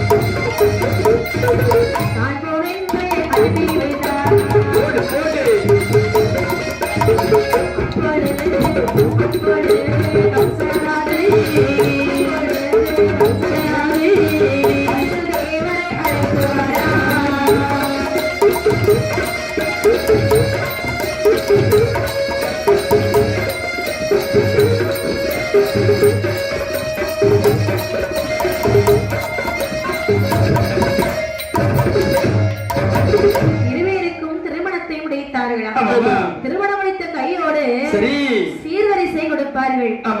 சீர்வரிசை என்னன்னு உங்களுக்கு தெரியுமா? சீர்வரிசைன்னு சொல்லியாச்சுன்னா இந்த கீழ இருந்து பாயசம் வாங்குறதா இருக்கும். உங்களுக்கு நிறைய வந்திருக்குமே. இப்ப பொங்கல் சீர்வரிசை வந்திருக்கும். ஆமா. அதுக்கு முன்னாடி தீபாவளி சீர்வரிசை வந்திருக்கும். கண்டிப்பாக. ஆமாமா, எனக்கு நிறைய வந்துதான். நான் இதுவரை கல்யாணம் பண்ணல. கல்யாணம் பண்ணாமலே சீர்வரிசை தந்தாங்களா? அதாம கல்யாணம் பண்ணா சீர்வரிசை வர இதுவரை கல்யாணம் பண்ணல. அப்படியா? பாத்துட்டு இருக்காங்க, இங்க எல்லாம் நிறைய சம்பந்தம் வருது. ஆமாமா. அப்ப வீட்டுல இருக்குது யாருனே? வீட்டுல இருக்குது எங்க அம்மா. இந்த பிள்ளை மாதிரி ஒரு பிள்ளை அழகாக இருக்குதானே? இந்த பிள்ளை மாதிரி நான் இந்த பிள்ளை மாதிரி இப்ப கல்யாணம் பண்றதானே பண்ணாம இருப்பேன்ல அம்மா. போற எங்க அம்மா அங்கயா? அந்த பாட்டுக்கு யார பார்த்தா நீ? அப்படி அண்ணியா பார்த்தா நல்லதானே சாமி. கல்யாணம் முடிஞ்சு ஒத்துக்கோ. அதன் பிறகு ஏன் எனக்கு முடியல ஊருவா சொல்லிட்டு தெரியல பண்ணி தருவாங்கன்னா இதுவரை எனக்கு இப்ப நீ விலைக்கு எடுத்து விட்டுறாத தாயை. 2-3 சம்பந்தம் நல்ல தொகைக்கு வந்திருக்கு, நீ விரட்டி எடுத்து விட்டுறாத. நல்ல தொகைக்கா? விலை பேசுறாங்களா? அப்போ நல்ல தொகை ஆரம்பிச்சிருக்கா, நீ துரத்தி எடுத்து விட்டுறாத. சரி, முதல் தொகை வாங்காம கட்டிட்ட. இல்ல, தொகை வாங்கிதான் கட்டணும், இனிதான் கட்டணும், ஒரு வாட்டி கட்டணும். சரி இருக்கட்டும், உன் பிரச்சனை இங்க போய் சொல்லணும். ஆமாமா. அதாவது சரி இருக்கின்றான் மன்னனானவன். கல்யாணம் முடிந்தால் சீர்வரிசை கொடுக்க வேண்டும் அல்லவா? கொடுக்க வேண்டும் அல்லவா? அப்படி என்று அநேக விதமான சீர்வரிசை தன்னுடைய மகளுக்கு கொடுத்தானா. டேங்கப்பா. இப்படியாகவே சீர்வரிசை வாங்கி கொண்டு இருக்கின்றான் கம்சராஜன். என்ன நினைக்கிறார்கள்? நமக்கு சொந்த ஊர் இருக்குது. ஆமா. அப்புறம் நம்ம இங்க இருக்கணும். இவ்வளவு காலமாக நம்மளுடைய நாடு தெரியாமல் இருந்தது. இப்போது இந்த விலாசத்தை நாம கண்டுபிடித்து விட்டோம் அல்லவா? எவ்வளவு காலம்தான் மாமனாருடைய வீட்டில் இருக்க முடியும் அப்படி என்று சொல்லி நம்முடைய நாட்டிற்கு செல்ல வேண்டும் என்று சொல்லி தன்னுடைய மனைவி அழைத்துக் கொண்டு நேர மதுராபுரி பட்டணத்திற்கே வருகின்றார்கள். என்னம்மா? அதாவது இதுவரைக்கும் நமக்கு இந்த ஊர்ல வந்த பிறகு யாருன்னே தெரியாது. ஆமாப்பா. நமக்கு அறிமுகப்படுத்தியது யாரு? அதாவது நம்முடைய வசுதேவர். வசுதேவருக்கு இதுவரைக்கும் ஏதாவது கொடுத்திருப்போமா? அதாவது கை நீட்டி ஒரு காசு கொடுத்தது கிடையாது அல்லவா? கை நீட்டி கொடுத்ததும் கிடையாது, அவர் கேட்டதும் கிடையாது. அதனாலே இன்றைய தினத்திலே நாம் அவரையும் கூட்டி அழைத்து செல்ல வேண்டும். அதுவும் நல்ல யோசனைதான். வசுதேவரே. என்னப்பா? வசுதேவரே. என்ன சுவாமி? நான் என்னுடைய சொந்த ஊருக்கு புறப்படலாம். நல்லது நல்லது. என்னோடு நீங்களும் வருவீர்களா? எப்பா உன்னுடைய சித்தம் அது வந்து சொன்னால் அது யாரால் மாற்ற முடியும்? சரி. நீயோ இப்போது பேரரசன் ஆகிவிட்டாய் அல்லவா? நான் வருகின்றேன், செல்லலாம். அப்படி என்ன சொல்லி சரி வசுதேவரை அழைத்துக் கொண்டு மதுராபுரி பட்டணத்திலே வந்து சேர்ந்தார்களாம். மதுராபுரி பட்டணத்தில் வந்து சேரக்கூடிய நேரத்தில் அதாவது ரத்ன சிம்மாசனத்தில் தன்னுடைய தாயும் தந்தையும் ஆட்சி புரிந்திருப்பதை கண்ணிலே கண்டார். ஓடி வந்து மனதிலே நினைக்கின்றார், பச்சிலம் குழந்தையாக இருக்கக்கூடிய நேரத்தில் ஒரு சொட்டு பாலமிர்தம் தராமல் ஆற்றில் தந்திய ஆற்றில் என்னை அனாதையாக விட்டு விட்டீர்கள் அல்லவா? உங்களுக்கு இந்த ரத்ன சிம்மாசனம் தேவையா என்று சொல்லி தாயும் தந்தையும் பிடித்து கரகரவென்று விழுத்து கை விலங்கு கால் விலங்கு போட்டு பாதாள சிறையில் கொண்டு அடைத்து விட்டார். விலங்கில் அடைத்து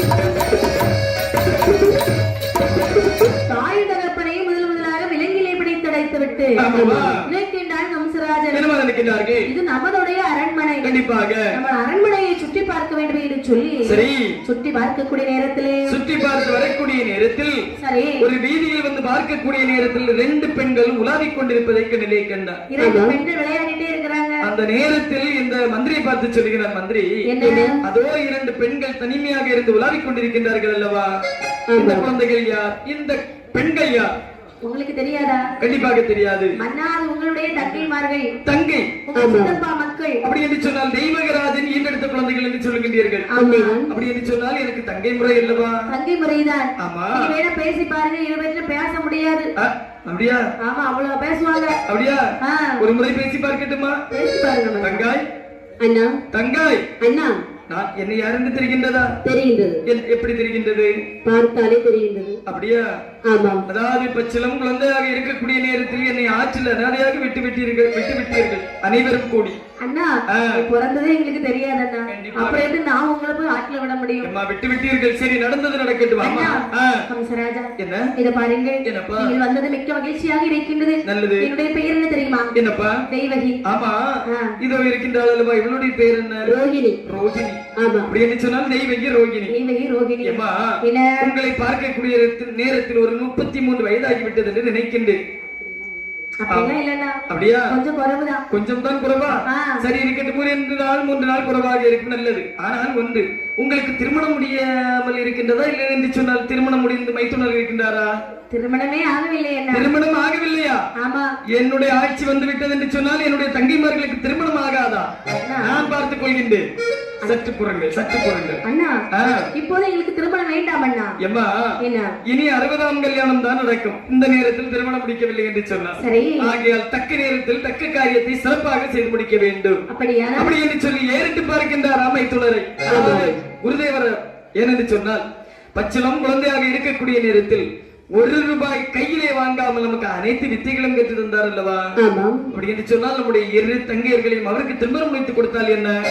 அதுவும் நல்ல யோசனைதான். அப்படி என்று சொல்லி இடத்திலே கேட்கின்றார். என் அருமை தங்கைமார்களே, அண்ணா, என் அருமை தங்கைமார்களே, அதோ இருக்கிறார் பார்த்தா, இதுதான் என்னுடைய குருதேவர். உங்களுடைய குருதேவரா? இவ்வளவு வயசாயிடுச்சு அண்ணா. இவர்களுக்கு அவருக்கு உங்கள் இருவேரையும் திருமணம் முடித்து கொடுக்கலாம் என்று எனக்கு ஒரு சின்ன ஆசை இருக்கின்றது. அண்ணா, என்ன?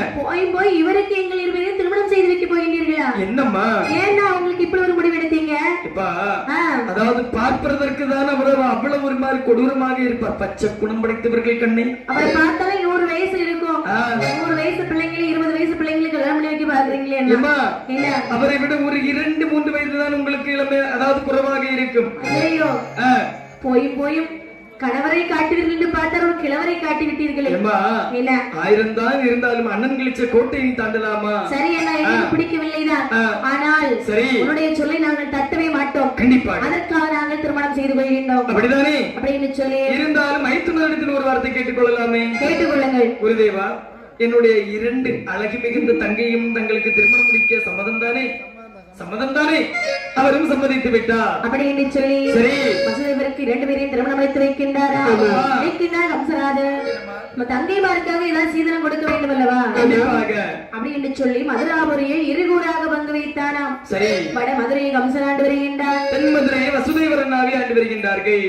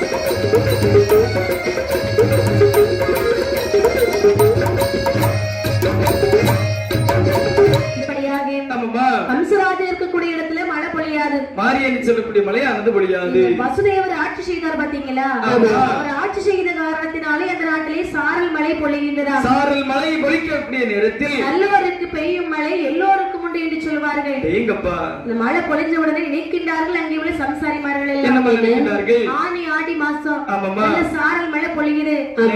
அண்ணா, இந்த நேரத்தில் நாம் பயிர்பதாதிகள் செய்தோம் என்று சொன்னால் தக்க நேரத்தில் தக்க பலனை அனுபவிக்கலாம்.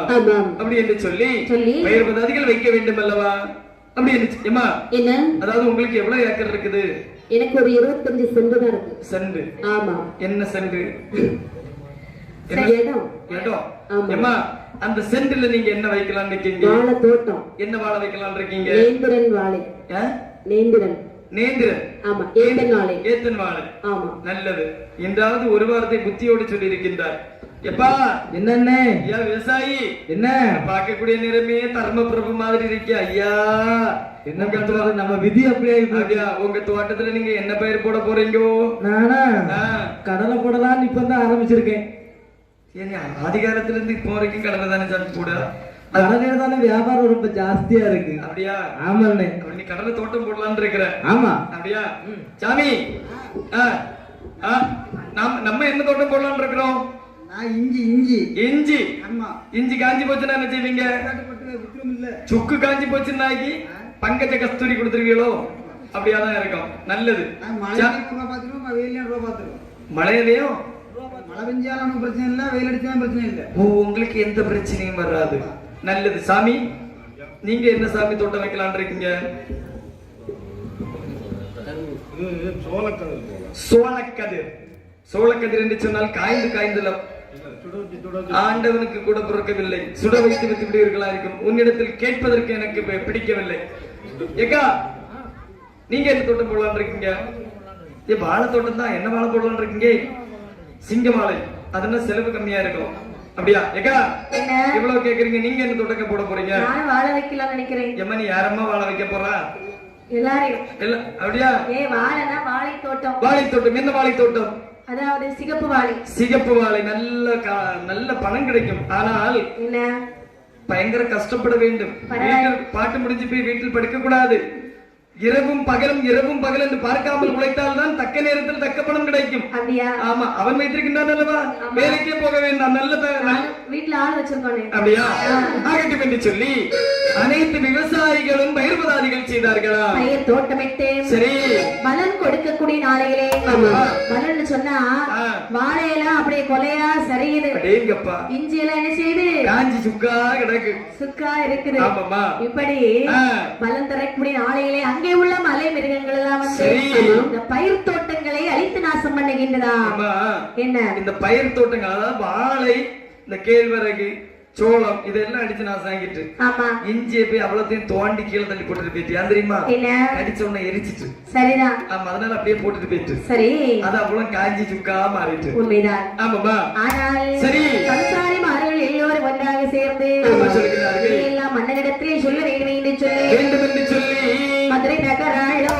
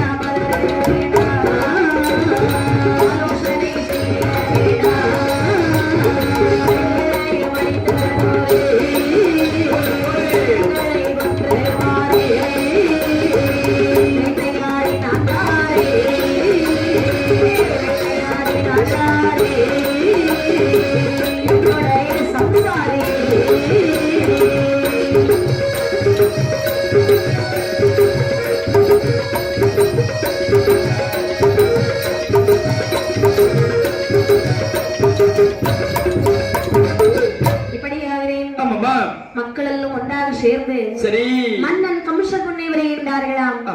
மதுரை நகராலும் மன்னா வார்த்தை சொல்ல கேளுமையா.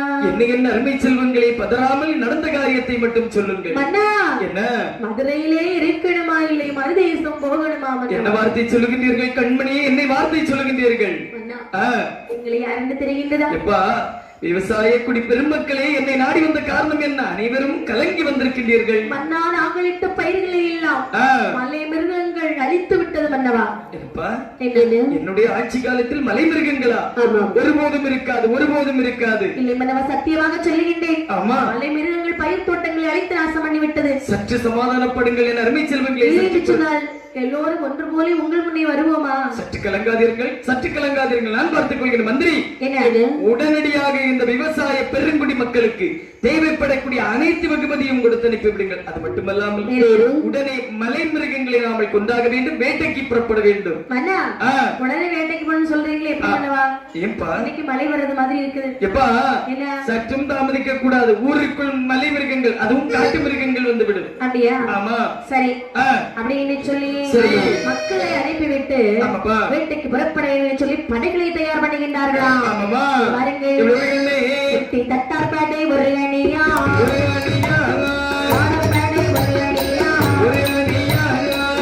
காலை பெண்மை காலை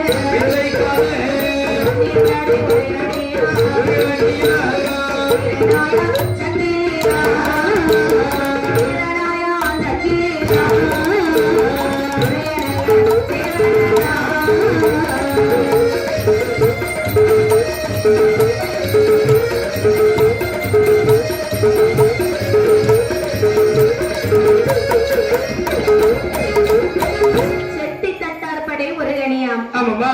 சீன விராடர் படை ஒரு அணியா. அடேங்கப்பா. முன் வைத்த காலை பின் வைக்காத முழு வன்னியர் படை ஒரு அணியா.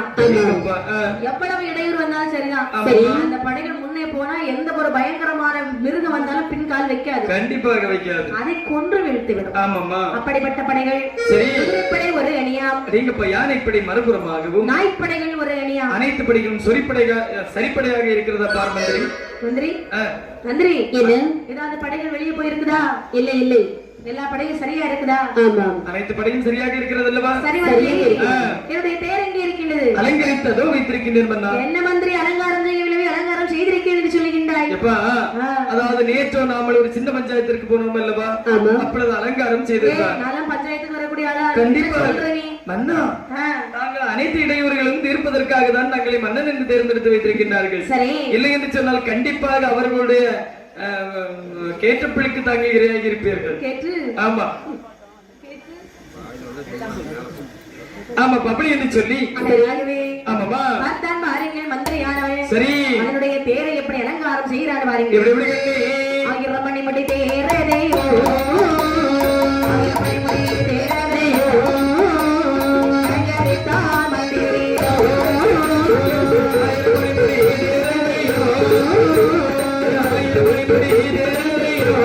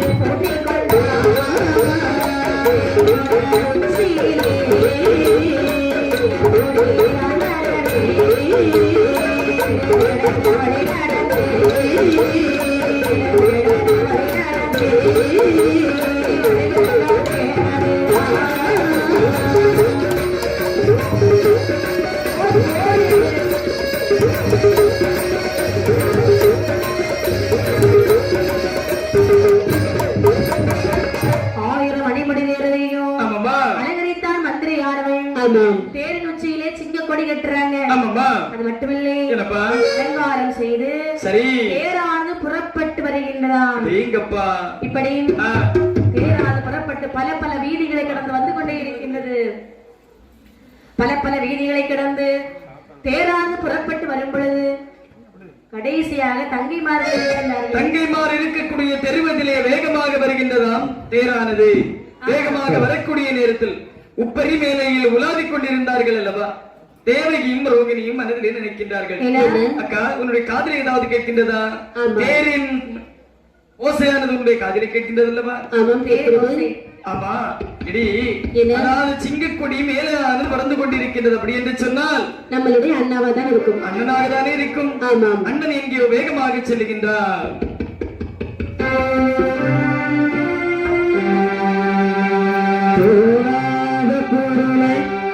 துறந்து கண்ட மன்னவனை சான்றோர் எனச் சொன்ன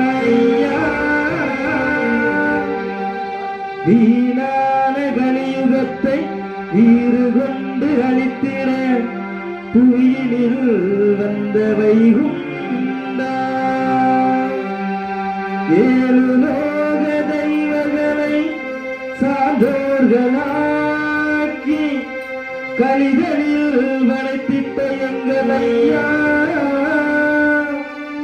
கலியுகம் வேண்டாம் தர்மயுகம் காட்டும் தந்தையே வைகுண்டா. பெற்றவரே என்னை பெற்றவரே பெரியவரே ஐயா, எங்கள் ஐயா, பெற்றவரே பெரியவரே ஐயா, எங்கள் ஐயா, சுவாமி தோப்பிலே பதினந்த ஐயா, சுவாமி தோப்பிலே பதினந்த ஐயா, பெற்றவரே என்னை பெற்றவரே பெரியவரே ஐயா, எங்கள் ஐயா, சுவாமி தோப்பிலே பதினந்த ஐயா.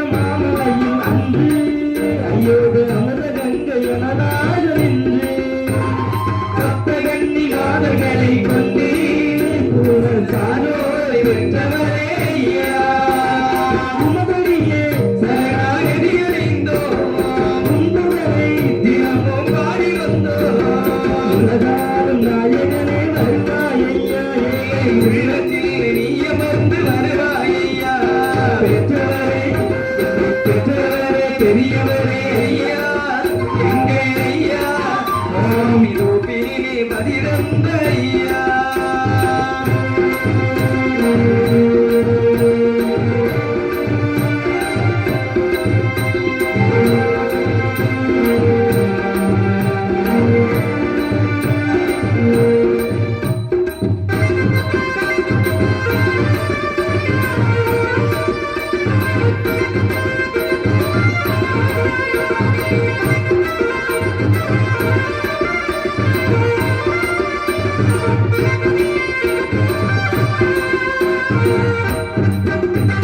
சாத்திரத்து கன்னி மக்களாலே கூட சான்றோர்கள் நலமோடு சாத்திரத்து சான்றோர்களாலே நாளும் கோழி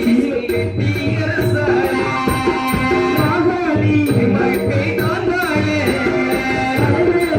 தீபம் கோமாலே வாழ்வழிக்கு வந்தாரையா அன்னவரே வைகுண்டரே அருள்வாரையா பெற்றவரே பெரியவரே ஐயா எங்கள் ஐயா சுவாமி தோப்பினிலே பதிரந்த ஐயா சுவாமி தோப்பினிலே பதிரந்த ஐயா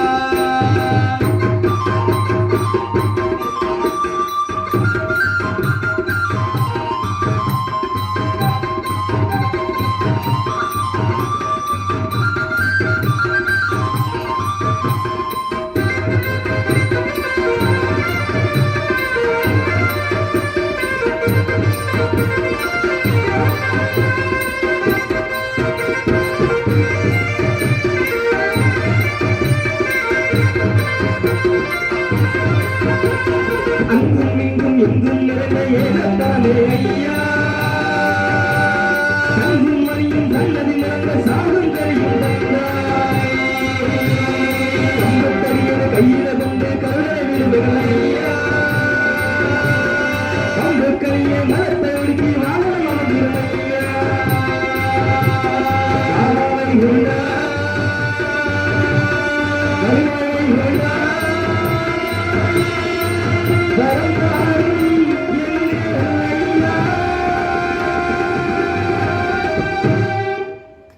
பெற்றவரே என்னை பெற்றவரே பெரியவரே ஐயா எங்கள் ஐயா சுவாமி தோப்பினிலே பதிதந்த ஐயா சுவாமி தோப்பினிலே பதிதந்த ஐயா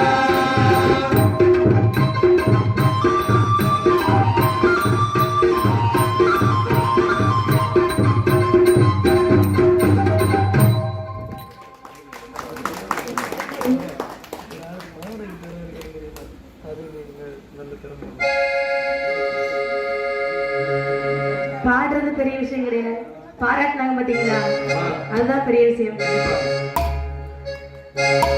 இப்படி இருக்கவே கலைகுடி கம்சராஜனார்கள் சரி வேட்டையாட புறப்படும் பொழுது தங்கைவார்கள் வந்து கேட்கிறாங்க. என்னமா சொல்லுகிறார்கள்? அண்ணா தங்காய் அண்ணா இந்த வழியா போறீங்களே, நீங்க எங்க போறீங்க?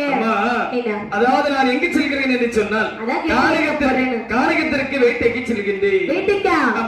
தங்காய் அண்ணா போகலாம். அண்ணன் வேட்டைக்கு போகின்றாராம். அண்ணா நாங்கள் வருகிறோம் அண்ணா, எங்களையும் அழைத்து செல்வாயா? அம்மா காரகத்திற்கு வேட்டைக்கு செல்லக்கூடிய நேரத்தில் கன்னியர்கள் துணை ஆகாது என்று சொல்வார்கள். வனத்தில் வேட்டைக்கு செல்லக்கூடிய நேரத்தில் மனிதர்கள் துணை ஆகாது என்று சொல்வார்கள். உங்களுக்கு தேவைப்படக்கூடிய பொருட்கள் ஏதாவது வேண்டும் என்று சொன்னால் மானோ மயிலோ குயிலோ நான் பிடித்து வருகின்றேன், வைத்து கொஞ்சம் விளையாடி வாருங்கள். அண்ணா என்ன மான் மயில் வைத்து விளையாடக்கூடிய வயசானா இது? அப்படி என்று சொன்னால் நாங்களும் கண்டிப்பாக வேட்டைக்கு வருகின்றோம். அண்ணன் வேட்டையாடுவதை அழகு தங்கைமார்கள் பார்க்க வேண்டும். கண்டிப்பாக சொன்னால் நீங்களே உயிரோடு பார்க்க முடியாது. ஐயோ, உங்களுடைய பிடிவாதம் உங்களை விட்டு செல்லாதா? அம்மா அப்படி என்று சொன்னால் நம்முடைய மைத்துனர் வசுதேவரன் எங்கே? அவர் அதோ அமர்ந்திருக்கின்றார். எங்கே? உடனடியாக ஓடோடி சென்று பட்டத்தியானை மீது என்னுடைய மைத்துனரை ஏற்றுங்கள். அப்படி என்று பல்லாக்கு வரவழைத்து தங்கை மாலை ஏற்றிக்கொண்டு தங்கை மாலை ஏற்றிக்கொண்டார்.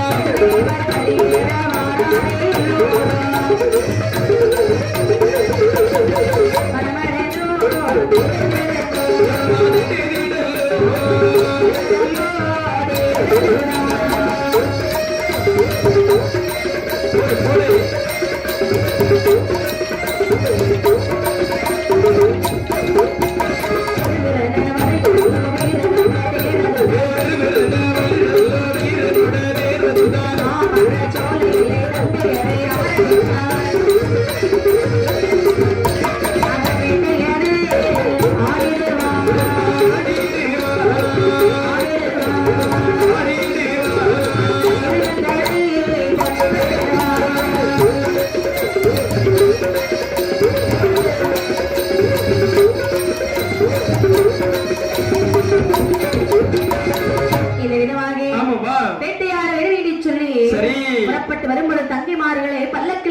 கொண்டாராம். வசுதேவரை பரி மீது ஏற்றுகின்றாராம். சரி, எல்லோரும் ஒரு போல காட்டில் விரைகின்றார்கள். கானகத்தில் வந்து இருக்கக்கூடிய நேரத்தில் ஒரு மாமர சொல்லியும் மனதிலே மாமர சொல்லியை கண்டார். தங்கைமார்களை பார்த்து சொல்லுகின்றான், இதற்கு மறுபுறமாக மேல்மலை இருக்கின்றது. அங்கு துஷ்ட மிருகங்கள் இருக்கும். ஆகையால் இந்த மாமர சோலையிலே அதோ இருக்கிறது பார்த்தீர்களா, அதுதான் மாமர சோலை. இந்த மாமர சோலையிலே தாங்கள் இருவேரும் அமர்ந்து கொள்ளுங்கள். இல்ல மைத்துனர் உங்களோடு தான் இருப்பார். வசுதேவரை துணைக்கு வைத்துவிட்டு வேட்டையாட வேண்டுமே என்று சொல்லி மேல்மலையிலே வருகின்றார்கள். வேட்டைகள் ஆடியே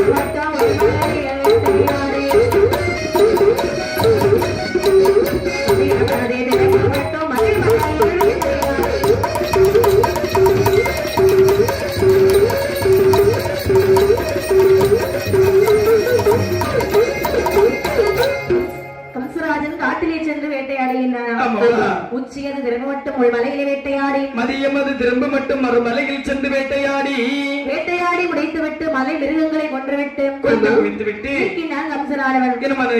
மாமரச் சோலையிலே நமதுடைய தங்கைமார்கள் அமர்ந்திருக்கார்கள்.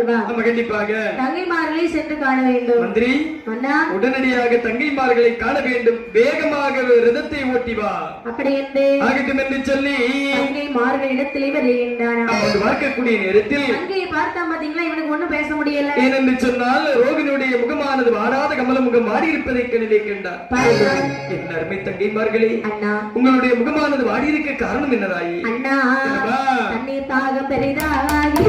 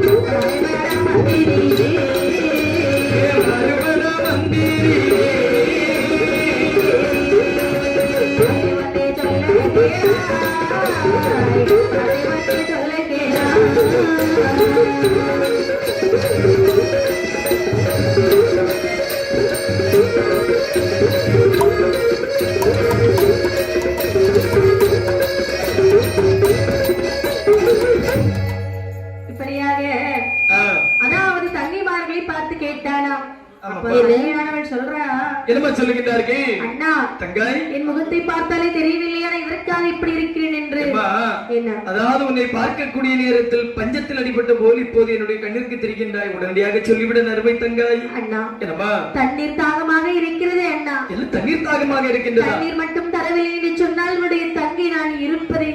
மந்திரி, உடனடியாக வெள்ளி முந்தையை கையில எடுத்துக்கொண்டு விரைவாக என்னுடைய தங்கை பருவதற்கு தண்ணீர் கோரி வாருங்கள். பாராத இடங்கள் எல்லாம் பார்த்து வருகின்றான். தேடாத இடங்கள் அனைத்தும் தேடி வருகின்றான். தண்ணீரை காணவில்லை. தண்ணீர் இருக்கின்றது, ஆனால் பருகும்படியான தண்ணீர் ஆனது இல்லை. ஏனென்று சொன்னால் இவர்கள் மலை மிருகங்களை வேட்டையாடினார்கள் அல்லவா? அனைத்து மிருகங்களும் சென்று தண்ணீர் பருக சென்றிருக்கின்றது. அந்த அதனுடைய ரத்தமானது அந்த தண்ணீரில் கலந்த காரணத்தினால் மாசடைந்திருக்கின்றது. மாசடைந்த தண்ணீர் மாசற்ற தண்ணீர்கள் குடிக்கலாமா? முடியாது. ஓடி வந்து மந்திரி சொல்லுகிறான், மன்னா, தண்ணீரானது இல்லை, வாருங்கள் விரைவாக அரண்மனைக்கு சென்று விடலாம். அரண்மனையில் சென்று தண்ணீர் பருகி விடலாம். அப்படி என்று சொல்லக்கூடிய நேரத்தில் என்னமா சொல்லுகின்றார்? நகரை பார்த்து சொல்றா. என்னமா சொல்லுகின்றார்கள்? அண்ணா, தண்ணீர் இல்லை என்று சொன்னால் இந்த இடம் விட்டு நகர மாட்டேன். அதுவும் இல்லாமல் இங்க தண்ணீர் கிடைக்காது வேற சொல்றேன். அதனாலே தன்னிடத்தோடு இருக்கையிலே இருக்கையிலே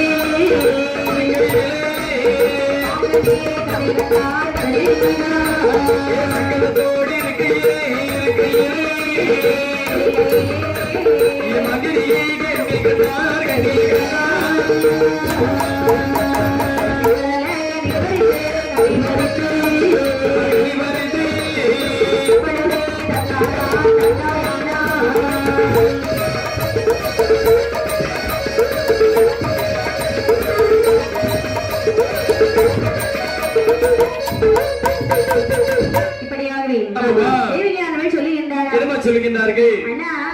தண்ணீருக்காக நீ அங்கே எங்கேயும் ஓட வேண்டாம். இதோ இருக்குது பார் தாயா ஒரு பெரிய மாமரம். இந்த மாமரத்திலே ஒரே ஒரு மாங்கனி தான் இருக்கின்றது. உங்க கண்களுக்கு தெரியுதா? ஒரே ஒரு மாங்கனி இருக்கின்றதுப்பா. இந்த மாங்கனி நீ பறித்து கொடுத்தாய் என்று சொன்னா சரி, என்னுடைய தாகம் தீரும் போது எனக்கு தோணுகின்றது. எங்கப்பா என்னுடைய தங்கைக்கு இல்லாத மாங்கனி இந்த மரத்தில் இருப்பதா? அந்த மாங்கனியை பறிப்பதற்கு ஒரு கனை கொடுத்தார். மரத்த கனியானது கீழ் விழாமல் இருக்க செருப்பதற்கு ஒரு கனை கொடுத்தார். அப்படியே கையிலே வாங்கி 8 துண்டாக பகுத்த ரோகிணியுடைய கையிலே கொடுத்தானா. 6 துண்டை சடசடம் என்று சாப்பிட்டானா. 7 துண்டை ஒரு கடி கடித்து விட்டு ரோகிணியுடைய கையிலே கொடுத்து மீண்டும் 8வது துண்டை அவளே சாப்பிட்டு விட்டு, அண்ணா உனக்கு பசியாறி விட்டது அல்லவா? தாகம் தீர்ந்து விட்டது. அப்படியா? ஆகட்டும் என்று சொல்லி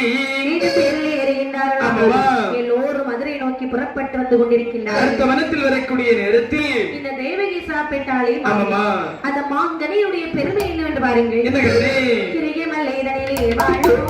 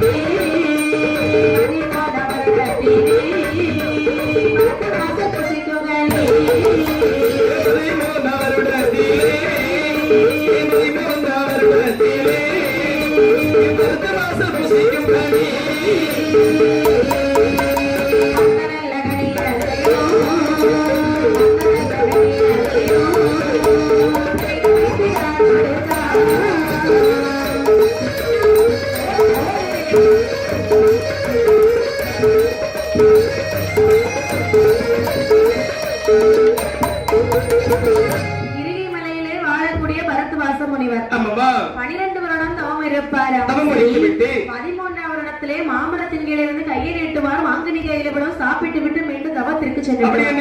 12 வருடத்திற்கு ஒரு முறை உணவு என்று சொன்னால் அந்த ஒரு மாங்கனி தான் இந்த கிரிமலை வாழில் வாழக்கூடிய மாமனிக்கு என்று சொல்லுகின்றீர்கள். அப்படிதானே? அன்றைய தினத்தை போல் 12 வருட காலம் தவத்தை முடித்து விட்டு மாமரத்தில் வந்து கையை நீட்டக்கூடிய நேரத்தில் மாங்கனியானது அற்றவருடைய கையிலே விடவில்லை. மேலே பார்க்கக்கூடிய நேரத்தில் மரத்திலும் மாங்கனியை காணவில்லை. தன்னுடைய கண்களை மூடி ஞான கண்ணால் பார்க்கக்கூடிய நேரத்தில் 2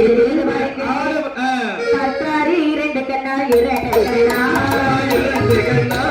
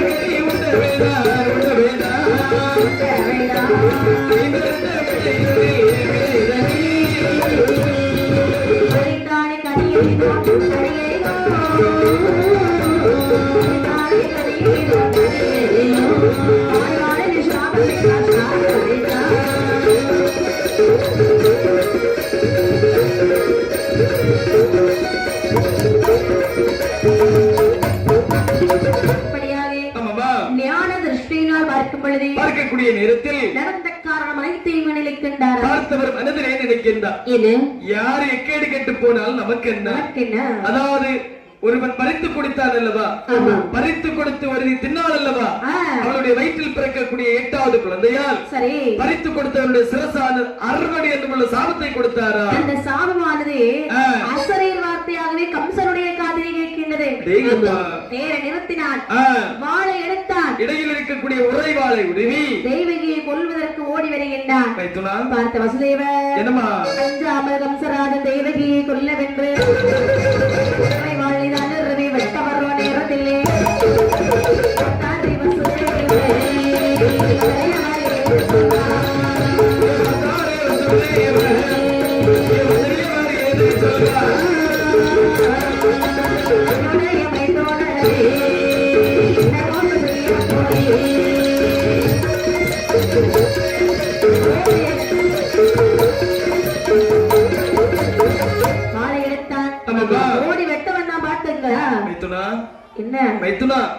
சற்று புறங்கள் என்னுடைய மனைவி என்ன தவறு செய்தால் எதற்காக அவளை நீ தாங்கள் விட்டு செல்கின்றீர்கள்? என்ன தவறு செய்தாளா? அசரீர் வார்த்தை அந்த காதிலே கேட்கவில்லையா? கேட்டது மைத்துனா. என்ன கேட்டது? என்னுடைய தலை அறுபடும் என்று கேட்டதா? இவள் இருந்தாலே குழந்தை பிறக்கும். தங்களை அதிபுத்திசாலி என்று நினைத்தேன், புத்தி இல்லாதவர் என்று எனக்கு இப்பொழுதுதான் தெரிகின்றது மைத்துனா. மைத்துனா, என்ன சொல்ல வருகிறீர்கள்? சற்று புரியும்படியாக சொல்லுகின்றேன். அதாவது என்னுடைய மனைவியாலே உங்களுக்கு எந்த ஒரு கேடும் நிகழாது. என்னுடைய மனைவி ஈண்டெடுக்கக்கூடிய குழந்தைகள் தானே உங்களுக்கு கேடு. எத்தனை குழந்தை பிறந்தாலும் உங்களுடைய கையிலே கொண்டு நான் ஒப்படைக்கிறேன் மைத்துனா. சத்தியம் செய்து தருகிறேன் ஐயா. சத்தியம் செய்து கொடுத்தவுடனே சத்தியத்தை நம்பினானாம் தலைபோவதறியாமல் எல்லோரும் அரண்மனையில் வருகின்றார்கள். அரண்மனையிலே வந்தவுடனே நினைக்கின்றாங்க கம்சராஜன். என்ன நினைக்கிறார்கள்? தெய்வகியும் வசுதேவரையும் தனித்தனி சிறைகளை பிடித்தடைக்க வேண்டும். ஆணொருவனும் பெண்ணொருவனும் சேர்ந்திருந்தால் தானே குழந்தையானது பிறக்கும். இவர்களை பிரித்தெடுத்து விட்டோம் என்று சொன்னால் எப்படி குழந்தை பிறக்கும்? அப்படி என்று சொல்லி கால் விலங்கு கை விலங்கு போட்டு பாதாள சிறைகளில் இருவரையும் அடைத்து விட்டாரா? தனித்தனி சிறையிலே அடைத்தாரா? கோகுலத்தில் அடைத்து வைத்து விட்டாரா? முனிவருடைய சாபத்தின் பிரகாரம் சிறையில் இருந்த தெய்வகியானவள் ஒன்றன் ஒன்றாக 6 குழந்தைகளை பெற்றெடுத்தாளாம். 6 குழந்தைகளையும் கம்சராஜனுடைய கையிலே கொண்டு கொடுக்கக்கூடிய நேரத்தில் 6 குழந்தைகளும் பச்சிளம் குழந்தையாக வளர்ந்து வருகின்றது. நாரதர் சூழ்ச்சியினாலே ஒரு நாளைய தினத்து நாரதர் விஜயம் செய்கின்றார். எப்பா கம்சராஜா, வெளியிலே ஒரு 6 குழந்தைகள் விளையாடி வருகின்றார்கள் அல்லவா? அவர்கள் யார்? என்னுடைய தங்கை தெய்வகி பெற்ற குழந்தைகள். தெய்வகி எடுத்த குழந்தைகளா? முட்டாள், மூடனே, அறிவு கெட்டவனே, அவள் பெற்றெடுக்கக்கூடிய 8வது குழந்தையால் உன்னுடைய சிரசு ஏதோ அறுவடும் என்று சாபம் உனக்கு இருக்கிறது அல்லவா? ஆமா, கேட்டது இருக்கிறது அல்லவா? அதனால குழந்தைகளை வளர்த்து வருகின்றேன். 8வது குழந்தை எப்பொழுது வரும் கொல்லலாம் என்று வருகின்றேன். முட்டாள், என்ன முட்டாள், புத்தி இல்லாதவனே, என்ன வார்த்தை சொல்கின்றீர்கள்? கண்டிப்பாக கடும் கோபத்துக்கு ஆளாயிருக்கிறது. எப்பா, அதாவது மேல் வரிசையில் இருந்து பார்க்கக்கூடிய நேரத்தில் 1வது பிறந்திருக்கக்கூடிய குழந்தை 8வது குழந்தையாக இருக்கும். முதல் வரிசையில் இருந்து பார்க்கக்கூடிய நேரத்தில் 8வது குழந்தையாக 8வது குழந்தையாக தான் இருக்கும். ஆனால் ஒன்று, ஒரு கருவானது சிதைந்து முதல் குழந்தை 8வது குழந்தையாக இல்லை என்று சொன்னால் இடையில் இருக்கக்கூடிய குழந்தை 8வது குழந்தையாக இருக்கும் என்று சொன்னால் சற்று யோசி முட்டாள். உனக்கு எந்த குழந்தையால் ஆபத்து வரும் நிகழும் என்று உனக்கு தெரியாது. யோசித்து பார்க்கிறான் கம்சராஜன். நாரதர் சொல்வதும் சரிதானே? அப்படியால் இந்த குழந்தைகளை நாம உயிரோடு வைக்க அப்படி என்று சொல்லி 6 குழந்தைகளும் அரி அரி அரி என்று சொல்லி அரித்தை கொண்டு விட்டானா? சரிதான். 6 குழந்தைகளும் உயிரானது கைலாசமலையில் பாவமலையாகவே வளர்ந்து வருகின்றதா? இப்படி இருக்கும் பொழுது தெய்வால் தேவர்களும் தாயாகிய பூமா தேவி தாயாரும் சரி பூமி பாரம் தாங்க முடியாமல் திருப்பார் கடலிலே பள்ளி கொண்டிருக்கின்றாரே கண்ணபெருமாள். எம்பெருமாள் ஸ்ரீமன் நாராயண மூர்த்தி இடத்தில் வந்து சொல்கிறார் பாருங்கள். எப்படி அம்மா முறைப்படுகின்றார்கள்? கண்ணனை கரையிற போலே கடவுளை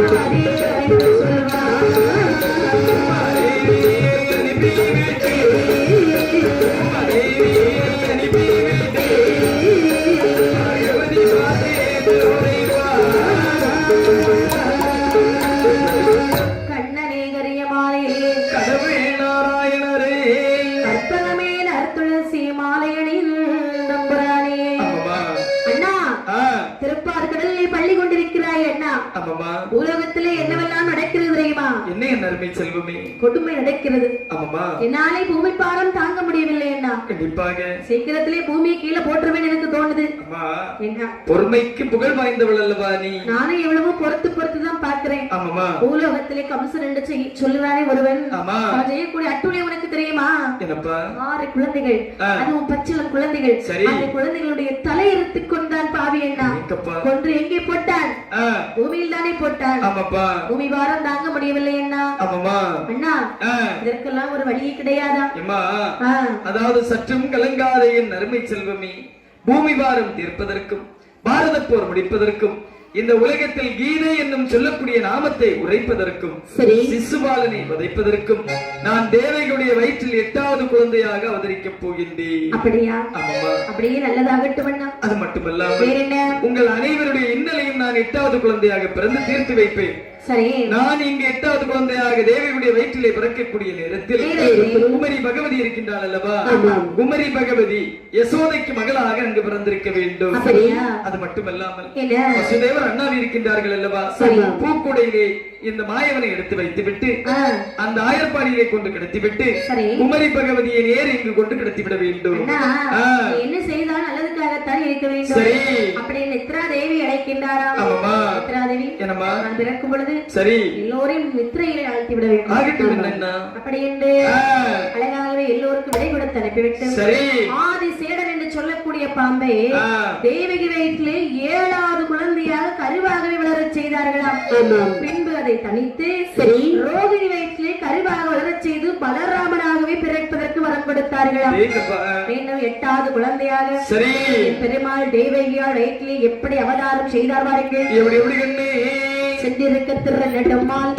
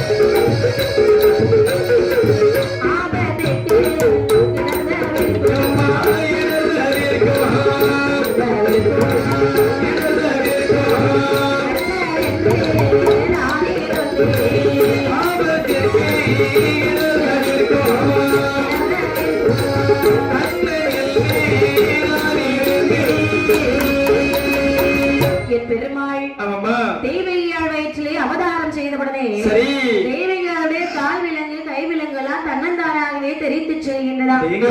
அப்ப அதை நினைக்கிறா தேவகியார் நம் வயிற்றிலே ஒரு குழந்தையாண்டு வளர்கின்றது. நல்லாவே தெரியுது. பிறந்தவுடனே அண்ணன் கொன்று விடுவான். கண்டிப்பாக இத்தனை குழந்தைகள் பெற்றெடுத்த பிறகாரும் ஒரு குழந்தையாவது நாம வளர்த்திருப்போமா? கண்டிப்பாக கிடையாது அல்லவா? இந்த குழந்தை பிறந்தாலும் எப்படியும் கொண்டு விடுவான். அதற்கு முன்னாக நம்ம அண்ணனிடத்திலே சென்று பேச வேண்டும் என்று சொல்லி ஓடோடி வருகின்றார். என்னமா சொல்லுகின்றார்கள்? அண்ணா, அண்ணா, என்ன எத்தனை நாள் வளர்த்த குழந்தைகளை கொண்டு விட்டாய் அண்ணா. அண்ணா, இப்பொழுது ஒரு குழந்தையாக நான் பெற்றெடுக்க போகின்றேன். இந்த குழந்தையை கொஞ்ச நாள் வைத்து வளர்த்து விட்டு குழந்தை பாசம் தீர்ந்தவுடனே உன்னிடத்திலே தருகின்றேன். அடேங்கப்பா, என்ன சொல்லுகின்றாய்? என்ன வார்த்தை சொல்லுகின்றாய்? என்னதான் இருந்தாலும் பெற்றவளுக்கு பிள்ளை வளர்க்கணும் என்று ஆசை இருக்காதா? என்னுடைய வயிற்றில் பிறக்கக்கூடிய 8வது குழந்தையால் என்னுடைய சிரசு அறுபடம் என்றுள்ள சாபம் உனக்கு தெரியாதா? தெரிகின்றது. அதாவது ஒரு குழந்தை கருவாக பிறந்து எங்கு சென்றது என்று தெரியாமல் நான் விடை தெரியாமல் வாழ்ந்து வருகின்றேன். அண்ணனும் முக்கியம்தான், என்னுடைய குழந்தையும் எனக்கு முக்கியம்தான். ஆனால் அதற்காகத்தான் கேட்கிறேன் கொஞ்ச நாள், அதன் பிறகு உன்னிடத்திலே கொடுத்து விடுகின்றேன். தேவகி, பிடித்த தங்கை தேவகி புறங்காலால் சினைத்து உதைத்தார். சரி, ஆமாமா. காவலாளிகளே, சிறையில் இருந்த தேவகி இங்கே எப்படி வந்தாள்? தெரியவில்லை மன்னா. உடனே பல மடங்கு விலங்குகளை பூட்டி சிறையில் என்று சொல்லி பன்மடங்கு விலங்குகள் அனைத்தையும் போட்டு மீண்டும் பாதாள சிறையில் கொண்டு அடைத்தார்களா? சிறையில் இருந்த தேவகியானவள் எப்படி கண்ணால் புலம்புகின்றார்கள்? கண்ணி சிறு பருவத்தே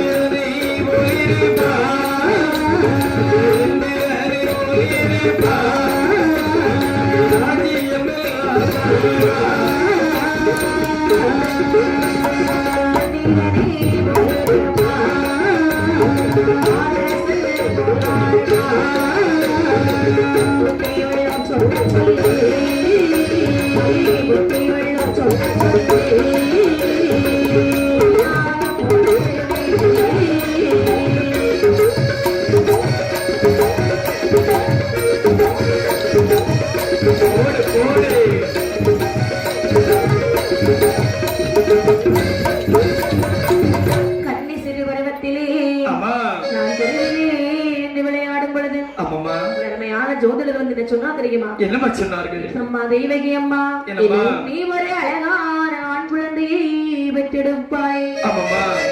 இந்திரனை போலிருப்பாய், இறையவன் போலாய்வான், சந்திரனை போலிருப்பாய், சந்தன் போலாழ்வான் என்று உரைத்தார் அல்லவா? சுத்தியுள்ள பெரியவர் சொன்ன வார்த்தை எல்லாம் பொய்யாகி விட்டதே என்று சொல்லி ஒரு குழந்தைக்கு ஒரு வழி இல்லாமல் நாமல் இருக்கின்றோமே. அப்படி என்று சிறையிலே இருந்து தேவகியால் புலம்பும் பொழுது என் பெருமாள் பிறக்கக்கூடிய தருணமாகின்றது. என்ன